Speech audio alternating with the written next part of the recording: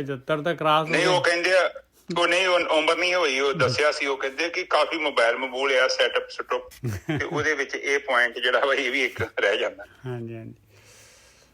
ਤੇ ਕੋਈ ਨਹੀਂ, ਅੱਜ ਆਪਾਂ 304 ਅੰਗ ਤੋਂ ਗਿਆਨ ਸ਼ੁਰੂ ਕਰਨ ਲੱਗੇ ਹਾਂ ਜੀ। ਜਿਹੜੀ ਅੱਠ ਜਿਹੜੀਆਂ ਪੌੜੀਆਂ ਹੋ ਗਈਆਂ ਸੀਗੀਆਂ ਗੌੜੀ ਦੇ ਵਿੱਚ, ਗੌੜੀ ਰਾਗ ਦੇ ਵਿੱਚ ਚੌਥੀ ਪਾਤਸ਼ਾਹੀ ਦੀ ਜਿਹੜੀ ਵਾਰ ਆਪਾਂ ਲੈ ਰਹੇ ਹਾਂ, ਇਹਦੀ 9ਵੀਂ ਪੌੜੀ ਲੈ ਰਹੇ ਹਾਂ ਅਤੇ ਸ਼ਲੋਕ ਆ ਉਸ ਤੋਂ ਪਹਿਲਾਂ। ਸ਼ਲੋਕ ਮਹੱਲਾ ਚੌਥਾ। ਹਰ ਪ੍ਰਭ ਕਾ ਸਭ ਖੇਤ ਹੈ, ਹਰੇ ਆਪ ਕਿਰਸਾਣੀ ਲਾਇਆ। ਆ ਦੇਖੋ ਗੋਰਖ ਸਾਹਿਬ ਕਿੰਨਾ ਕਲੀਅਰ ਕੱਟ ਲਿਖਿਆ ਹੋਇਆ ਆ ਵੀ ਇਹ ਦੁਨੀਆ ਦੇ ਵਿੱਚ ਆਪਾਂ ਆਏ ਹਾਂ ਭਾਈ ਅਤੇ ਖੇਤੀ ਕਰਨ ਦੇ ਵਿੱਚ ਆਏ ਹਾਂ। ਇਹ ਖੇਤ ਆ, ਖੇਤ ਸਰੀਰ ਜੋ ਬੀਜੀਏ ਸੋ ਅੰਤ ਖਲੋਇਆ ਆਏ। ਕਹਿੰਦੇ ਪਰਮਾਤਮਾ ਦਾ ਖੇਤ ਆ ਪਿਆਰਿਆ, ਤੂੰ ਖੇਤੀ ਕਰਨ ਵਾਸਤੇ ਜਾ ਰਿਹਾ ਹੈ। ਪਰਮਾਤਮਾ ਦੇ ਖੇਤ ਦੇ ਵਿੱਚ ਮਾਲਕ ਜਿਹੜਾ ਹੈਗਾ ਉਹ ਮਾਲਕ ਹੈਗਾ, ਮਾਲਕ ਖੇਤ ਦਾ। ਉਹਨੇ ਤੈਨੂੰ ਖੇਤੀ ਕਰਨ ਵਾਸਤੇ ਭੇਜਿਆ ਹੈ, ਸਾਰਾ ਅਸਲਾ ਤੈਨੂੰ ਦੇ ਕੇ, ਸਾਰਾ ਕੁਛ ਦੇ ਕੇ। ਹਰੇ ਆਪ ਕਿਰਸਾਣੀ ਲਾਇਆ, ਆਪ ਲਾਇਆ ਹੋਇਆ ਉਹਨੇ ਮਾਲਕ ਨੇ। ਆਪ ਪੁੱਛਣਾ ਹੈ ਧਰਮਰਾਜ ਨੇ ਵੀ ਖੇਤੀ ਕੀ ਕੀਤੀ ਹੈ, ਦਿਖਾ ਬਈ, ਲਿਆ ਬਈ ਕੀ ਬੀਜਿਆ ਸੀਗਾ, ਕੀ ਲੈ ਕੇ ਆਇਆ, ਕੀ ਫਸਲ ਆ ਤੇਰੇ ਕੋਲ। ਹਰ ਪ੍ਰਭ ਕਾ ਸਭ ਖੇਤ ਹੈ। ਆ ਕੁਐਸਚਨ ਆ ਭਾਈ। ਦੇਖੋ ਧਰਮਰਾਜ ਨੇ ਆ ਕੁਐਸਚਨ ਕਰਨਾ ਹੈ। ਮਾਲਕ ਨੇ ਬਿਠਾਇਆ ਹੋਇਆ ਉੱਥੇ ਜਿਹੜਾ ਹੈਗਾ ਉਹ ਧਰਮਰਾਜ, ਜਿਹਨੇ ਫਸਲ ਲੈਣੀ ਆਪਣੀ। ਹਰ ਪ੍ਰਭ ਕਾ ਸਭ ਖੇਤ ਹੈ, ਹਰੇ ਆਪ ਕਿਰਸਾਣੀ ਲਾਇਆ। ਗੁਰਮੁਖ ਬਖਸ਼ ਜਮਾਇਨ, ਮਨਮੁਖੀ ਮੂਲ ਗਵਾਇਆ। ਦੋ ਤਰੀਕੇ ਨਾਲ ਖੇਤੀ ਹੋ ਸਕਦੀ। ਇੱਕ ਮਨ ਦੇ ਨਾਲ ਖੇਤੀ ਕਰ ਲਓ, ਮਨਮੁਖ ਸਿਸਟਮ ਹੈ। ਇੱਕ ਜਿਹੜਾ ਹੈਗਾ ਗੁਰੂ ਜਾਂ ਬ੍ਰਹਮ ਗਿਆਨੀ ਜਿਹੜੇ ਹੈਗੇ ਉਹਨਾਂ ਦੇ ਅਨੁਸਾਰ ਖੇਤੀ ਕਰ ਲਈਏ। ਜੇ ਗੁਰਮੁਖਾਂ ਦੇ ਅਨੁਸਾਰ ਕਰਾਂਗੇ ਤਾਂ ਬਖਸ਼ਿਸ਼ ਹੈ, ਬੋਲ ਜੰਮ ਜਾਏਗਾ, ਬਹੁਤ ਫਸਲ ਹੋ ਜਾਏਗੀ। ਅਤੇ ਜੇ ਮਨ ਦੇ ਪਿੱਛੇ ਚੱਲਾਂਗੇ ਅਤੇ ਭਾਈ ਖੇਤੀ ਤਾਂ ਕੀ ਹੋਣੀ ਆ, ਮੂਲ ਜਿਹੜਾ ਲੈ ਕੇ ਆਏ ਸੀ ਸਵਾਸ ਉਹ ਵੀ ਗਵਾ ਲਾਂਗੇ। ਗੁਰਮੁਖੇ ਬਖਸ਼ ਮਿਲਾ ਜਮਾਇਨ, ਮਨਮੁਖੀ ਮੂਲ ਗਵਾਇਆ। ਸਭ ਕੋ ਬੀਜੇ ਆਪਣੇ ਭਾਲੇ ਨੂੰ, ਹਰ ਭਾਵੇ ਸੋ ਖੇਤ ਜਮਾਇਆ। ਕਹਿੰਦੇ ਬੀਜ ਦੇ ਸਾਰੇ ਆਪਣੇ ਹਿਸਾਬ ਦੇ ਨਾਲ ਭਾਲਾ, ਪਰ ਜਿਹੜਾ ਹੈਗਾ ਮਾਲਕ ਪਰਮਾਤਮਾ ਨੇ ਜਿਸ ਤਰੀਕੇ ਦੇ ਨਾਲ ਜੋ ਬੀਜ ਦੱਸੇ ਆ ਪਾਉਣ ਨੂੰ ਭਾਈ ਨਾਮ ਵਾਲੇ, ਜਿਹੜੇ ਉਹ ਬੀਜ ਪਾਉਂਦੇ ਆ ਉਹਦਾ ਖੇਤ ਜੰਮ ਜਾਂਦਾ ਹੈ। ਮਾਲਕ ਜੋ ਪਾਉਂਦਾ ਹੈ, ਜਿਹੜੇ ਉਹ ਖੇਤੀ ਕਰਦੇ ਆ ਉਹ ਖੇਤ ਜੰਮ ਜਾਂਦਾ ਹੈ। ਗੁਰਸਿੱਖੀ ਹਰ ਅੰਮ੍ਰਿਤ ਬੀਜਿਆ, ਹਰ ਅੰਮ੍ਰਿਤ ਨਾਮ ਫਲ ਅੰਮ੍ਰਿਤ ਪਾਇਆ। ਦੇਖੋ 3 ਵਾਰੀ ਆ ਰਿਹਾ ਅੰਮ੍ਰਿਤ ਵਰਡ। ਗੁਰਸਿੱਖੀ ਜਿਹੜੇ ਗੁਰੂ ਕੋਲੋਂ ਸਿੱਖਿਆ ਲੈਂਦੇ, ਜਿਹੜੇ ਬ੍ਰਹਮ ਗਿਆਨ ਲੈ ਕੇ ਖੇਤੀ ਕਰਦੇ ਆ, ਉਹ ਅੰਮ੍ਰਿਤ ਦੀ ਫਸਲ, ਨਾਮ ਦੀ ਫਸਲ ਬੀਜਦੇ ਆ। ਕਿਹੜੇ ਨਾਮ ਦੀ? ਹਰੇ ਅੰਮ੍ਰਿਤ ਨਾਮ ਫਲ ਅੰਮ੍ਰਿਤ ਪਾਇਆ। ਉਹਨਾਂ ਨੂੰ ਫਿਰ ਅੰਮ੍ਰਿਤ ਦਾ ਹੀ ਫਲ ਜਿਹੜਾ ਹੈਗਾ ਲੱਗਦਾ ਹੈ ਉਸ ਨੂੰ। ਜਮ ਚੂਹਾ ਕਿਰਸ ਨਿਤ ਕੁਰਕਦਾ, ਹਰ ਘਰ ਤੇ ਮਾਰ ਕਢਾਇਆ। ਅਤੇ ਖੇਤੀ ਭਾਈ ਜਿਹੜੀ ਹੈਗੀ ਆ, ਇਹ ਬਾਕੀਆਂ ਦੀ ਖੇਤੀ ਜਿਹੜੀ ਹੈ ਕਾਮ ਕ੍ਰੋਧ ਲੋਭ ਮੋਹ ਹੰਕਾਰ, ਇਹ ਚੂਹੇ ਹੈਗੇ ਜੰਮਦੇ। ਇਹਨਾਂ ਨੇ ਕੀ ਕਰਨਾ ਹੈ? ਇਹਨਾਂ ਨੇ ਜਿਹੜਾ ਹੈਗਾ ਇਹ ਸਵਾਸ ਜਿਹੜੇ ਕਾਮ ਕ੍ਰੋਧ ਲੋਭ ਮੋਹ ਹੰਕਾਰ 'ਚ ਲੈ ਜਾਣੇ ਆ ਇਹਨਾਂ ਨੇ। ਆਹ ਚੂਹਿਆਂ ਨੇ ਖੇਤੀ ਨਾਸ ਕਰ ਦੇਣੀ। ਜਮ ਚੂਹਾ ਕਿਰਸ ਨਿਤ ਕੁਰਕਦਾ, ਕਿਰਸ ਕੁਰਕਰੀਆ ਜੋ ਆਪਣੇ ਕੋਲ ਹੈਗਾ, ਜੋ ਸਵਾਸ ਲੈ ਕੇ ਆਏ। ਜਮ ਚੂਹਾ ਕਿਰਸ ਨਿਤ ਕੁਰਕਦਾ, ਹਰ ਕਰਤੇ ਮਾਰ ਕਢਾਇਆ। ਉਹ ਮਾਲਕ ਪਰਮਾਤਮਾ ਜਿਹੜੇ ਨਾਮ ਦੀ ਖੇਤੀ ਬੀਜਦੇ ਆ ਗੁਰੂ ਦੇ ਅਨੁਸਾਰ, ਉਹਨਾਂ ਦੇ ਜਮ ਚੂਹੇ ਨੂੰ ਮਾਰ ਕੇ ਕੱਢ ਦਿੰਦਾ ਹੈ ਉਹ ਮਾਲਕ ਪਰਮਾਤਮਾ। ਕਿਰਸਾਣੀ ਜੰਮੀ ਭਾਵ ਕਰ, ਹਰ ਬੋਹਲ ਬਖਸ਼ ਜਮਾਇਆ।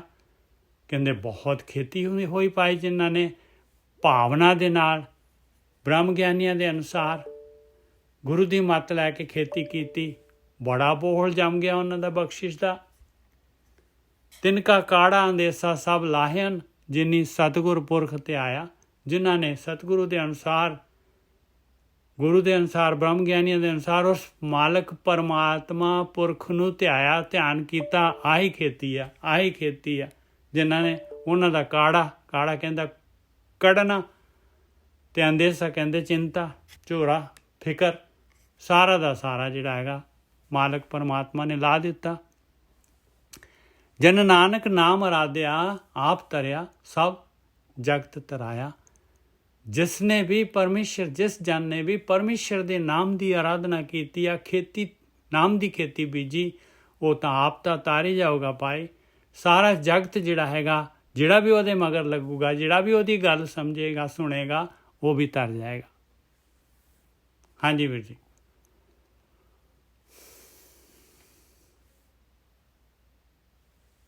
ਠੀਕ ਹੈ ਜੀ।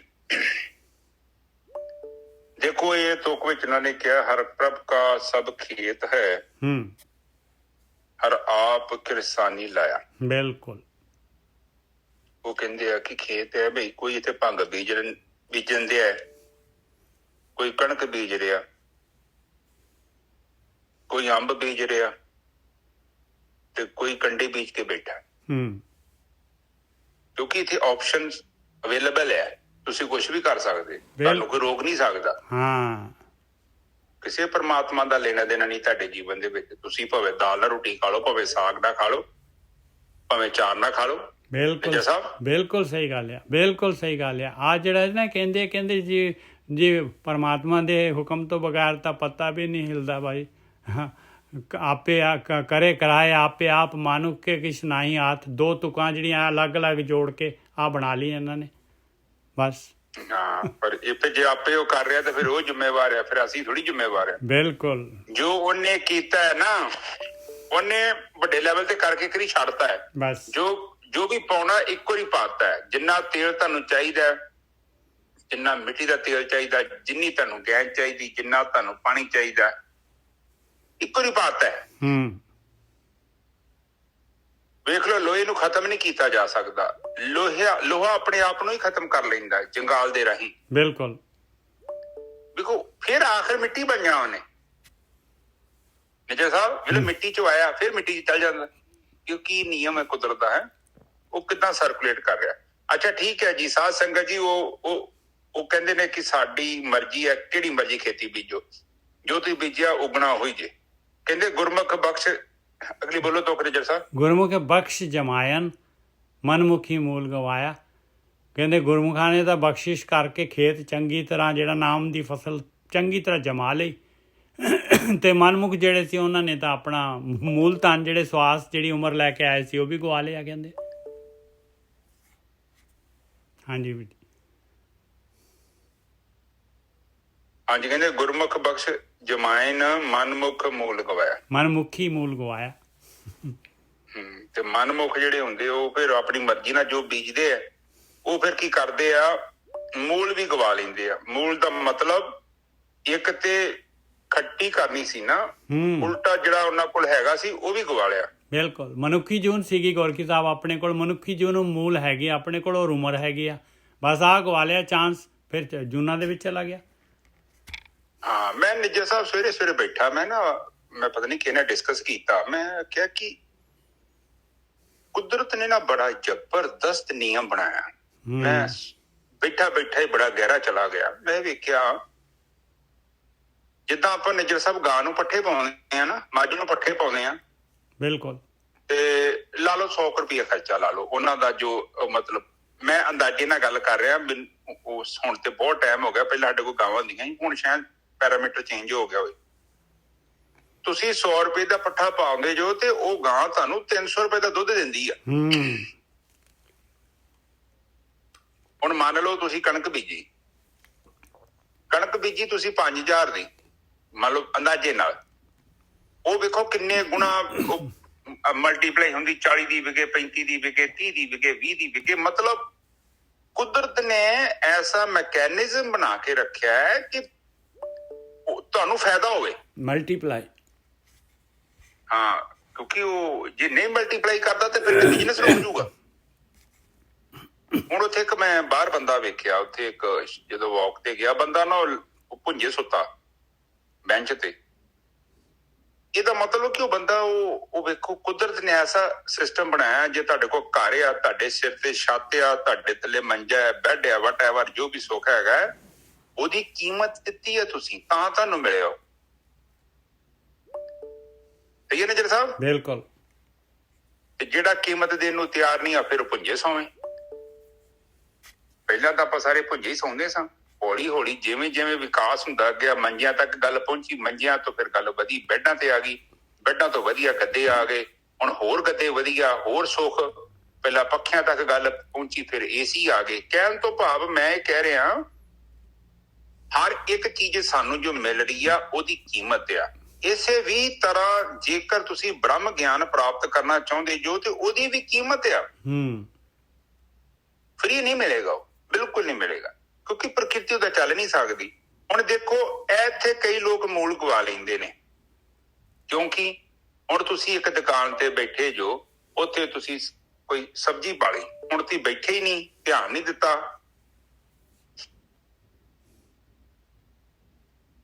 ਹੁਣ ਗਾਹਕ ਆਇਆ, ਤੁਸੀਂ ਉਹਨੂੰ ਅਟੈਂਡ ਨਹੀਂ ਕਰ ਰਹੇ, ਬੱਤੀ ਆਈ ਤੀ ਫ੍ਰਿਜ ਨਹੀਂ ਚਾਲੂ ਕੀਤੀ, ਜਿਹੜੀ ਸਬਜ਼ੀ ਸੁਬਜ਼ੀ ਤੁਹਾਡੀ ਸੜ ਜਾਣੀ ਹੈ, ਤੁਹਾਡਾ ਮੂਲ ਵੀ ਗਵਾ ਜਾਣਾ।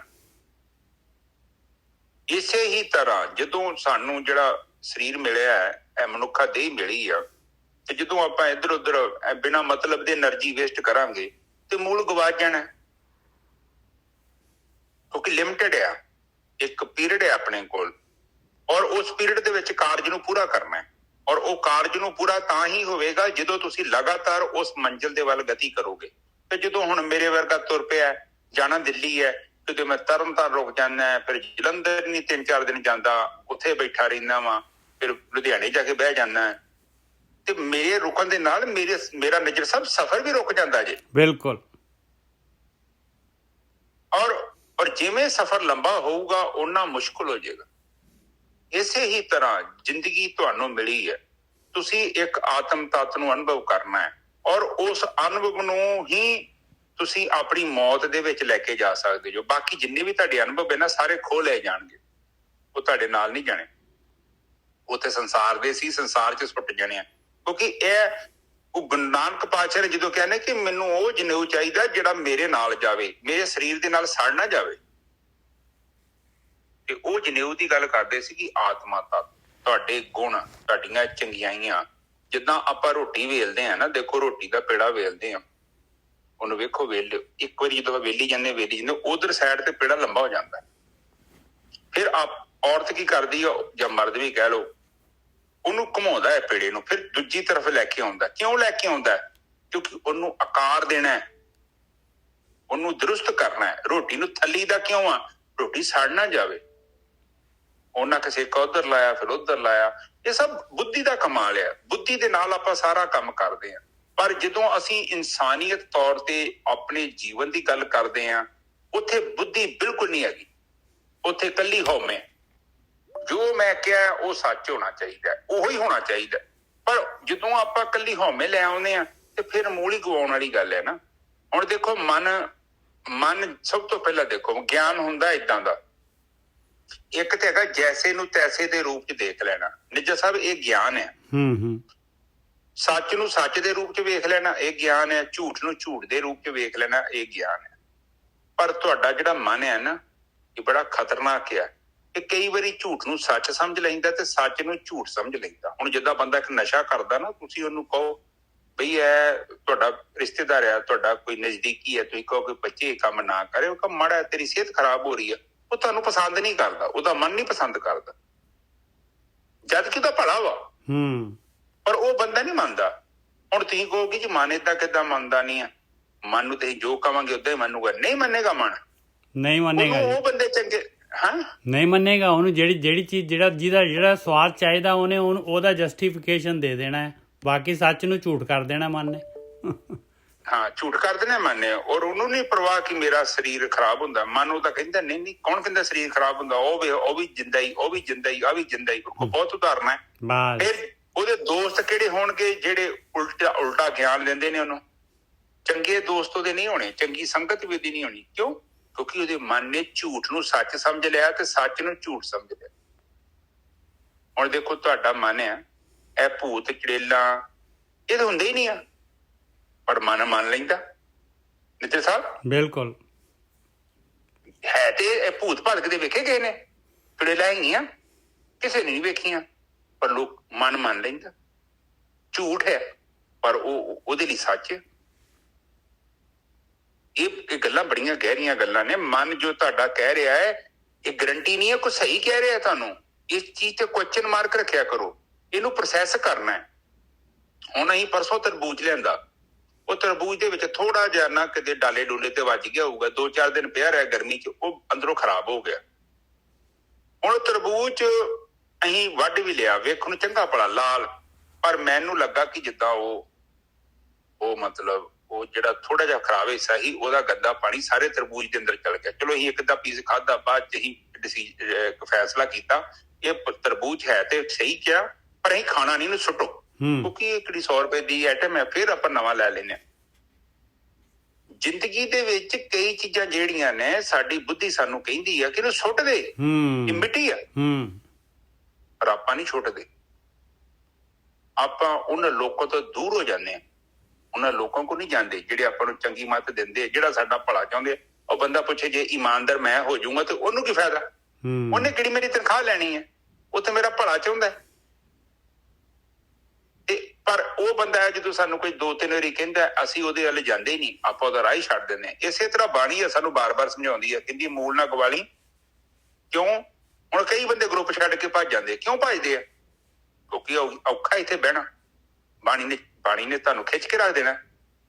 ਬਾਣੀ ਤੇ ਬਿਲਕੁਲ ਹਾਈ ਨਹੀਂ ਕਰਦੀ। ਮੂਰਖ ਕਹਿੰਦੀ ਹੈ, ਕਿਤੇ ਮੂੜ ਕਹਿੰਦੀ ਹੈ, ਕਿਤੇ ਪਤਾ ਨਹੀਂ ਕੀ ਕਹਿੰਦੀ ਆ, ਕਿੰਨੇ ਔਖੇ ਲਫ਼ਜ਼ ਯੂਜ਼ ਕਰਦੀ ਹੈ ਕਿ ਕਿਸੇ ਤਰੀਕੇ ਨਾਲ ਤੇਰੇ ਅੰਦਰ ਜਿਹੜਾ ਬੁੱਝ ਚੁੱਕਿਆ ਦੀਪਕ ਉਹ ਜਗਾਇਆ ਜਾਵੇ। ਤੇ ਜਦੋਂ ਮੇਰੇ ਵਰਗਾ ਸੁੱਤਾ ਹੋਵੇ ਤੇ ਮੈਨੂੰ ਕਹੀ ਜੋ ਚਰਨਜੀਤ ਬਹੁਤ ਵਧੀਆ ਕੰਮ, ਤੂੰ ਬੜਾ ਵਧੀਆ ਸੁੱਤਾ ਹੈ, ਤੇ ਫਿਰ ਨਿਜਰ ਸਾਹਿਬ ਮੈਂ ਕਿੱਥੋਂ ਜਾਗਣਾ? ਇਸ ਕਰਕੇ ਬਾਣੀ ਉਠਾਉਣ ਦੀ ਕੋਸ਼ਿਸ਼ ਕਰਦੀ ਹੈ। ਉਹ ਕਹਿੰਦੇ ਮੂਲ ਨਾ ਗਵਾਓ। ਠੀਕ ਹੈ ਜੀ। ਤੇ ਅਗਲੀ ਤੁਕ ਬੋਲਣੀ ਚਾਹੀਦਾ, ਸਭ ਕੋ ਬੀਜੇ ਆਪਣੇ ਭਲੇ ਨੂੰ, ਹਰ ਭਾਵੈ ਸੋ ਖੇਤ ਜਮਾਇਆ। ਕਹਿੰਦੇ ਸਾਰੇ ਜਿਹੜੇ ਹੈਗੇ ਆ ਆਪਣੇ ਭਲੇ ਵਾਸਤੇ ਬੀਜਦੇ ਆ ਭਾਈ, ਸਾਰੇ ਆਪਣੇ ਭਲੇ ਵਾਸਤੇ ਬੀਜਦੇ ਆ, ਪਰ ਕੋਈ ਕੰਡੇ ਬੀਜਦਾ ਹੈ, ਕੋਈ ਕੁਛ ਬੀਜਦਾ ਹੈ, ਕੋਈ ਕੁਛ ਬੀਜਦਾ ਹੈ। ਪਰ ਜਿਹੜਾ ਇਨਸਾਨ ਜਿਹੜਾ ਹੈਗਾ ਮਾਲਕ ਪਰਮਾਤਮਾ ਨੂੰ ਹਰ ਭਾਵੈ ਸੋ ਖੇਤ ਜਮਾਇਆ, ਜਿਹੜਾ ਨਾਮ ਵਾਲੀ ਫਸਲ ਬੀਜਦਾ ਹੈ ਭਾਈ, ਉਹ ਖੇਤ ਪ੍ਰਵਾਨ ਹੋ ਜਾਂਦਾ ਹੈ।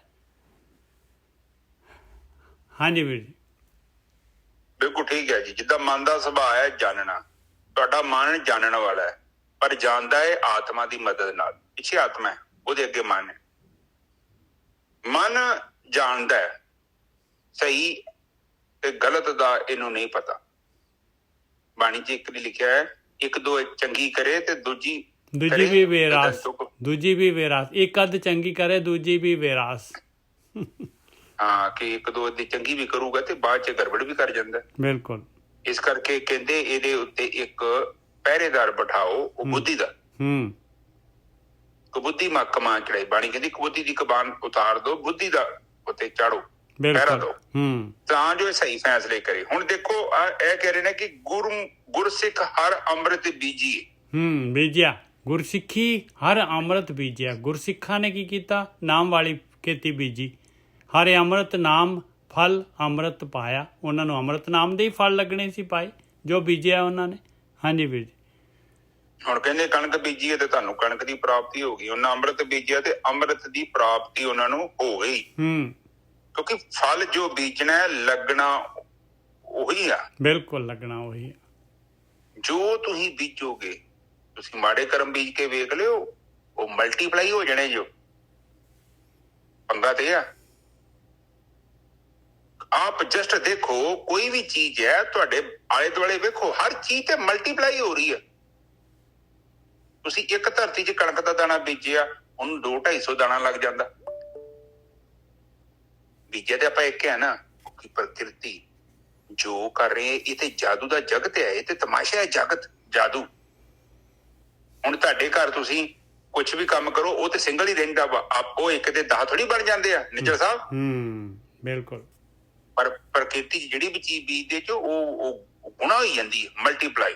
ਇਸੇ ਤਰ੍ਹਾਂ ਕਹਿੰਦੇ ਐਵੇਂ ਗਲਤ ਨਾ ਚੀਜ਼ ਬੀਜ ਲਈ, ਕਿਉਂਕਿ ਜਿਹੜੀ ਤੂੰ ਬੀਜ ਲਈ ਨਾ ਚੀਜ਼, ਉਹ ਤੈਨੂੰ ਹੰਡਾਉਣੀ ਪੈਣੀ ਆ। ਆਪ ਜੀ ਨੂੰ ਸ਼ਾਇਦ ਚੰਗੀ ਤਰ੍ਹਾਂ ਯਾਦ ਹੋਵੇ, ਇੱਕ ਰਾਜਾ ਸੀ, ਉਹ ਰਾਜੇ ਨੇ ਲਿੱਦ ਦਾਨ ਕਰਤੀ, ਕਿਉਂਕਿ ਉਹ ਸੰਤ ਨੇ ਉਹਦਾ ਇਮਤਿਹਾਨ ਲੈਣਾ ਸੀ। ਉਹ ਕਹਿੰਦਾ ਮੈਨੂੰ ਕੁਛ ਨਾ ਕੁਛ ਦੇ। ਕਹਿੰਦਾ ਰਾਜਨ ਹੁਣ ਤੇ ਟਾਈਮ ਕੋਈ ਨਹੀਂ, ਹੁਣ ਤੇ ਮੈਂ ਤਬੇਲੇ 'ਚ ਬੈਠਾ, ਤੂੰ ਏਦਾਂ ਕਰ, ਤੂੰ ਕੱਲ ਆ ਜੀ। ਉਹ ਕਹਿੰਦਾ ਨਹੀਂ ਕੱਲ ਨਹੀਂ ਮੈਂ ਆ ਸਕਦਾ, ਮੈਂ ਬੜੀ ਦੂਰ ਜਾਣਾ। ਕਿਉਂਕਿ ਸੰਤ ਏਦਾਂ ਹੀ ਕਰਦੇ ਹੁੰਦੇ ਆ ਜਦੋਂ ਬੰਦੇ ਦਾ ਇਮਤਿਹਾਨ ਲੈਣਾ ਹੋਵੇ।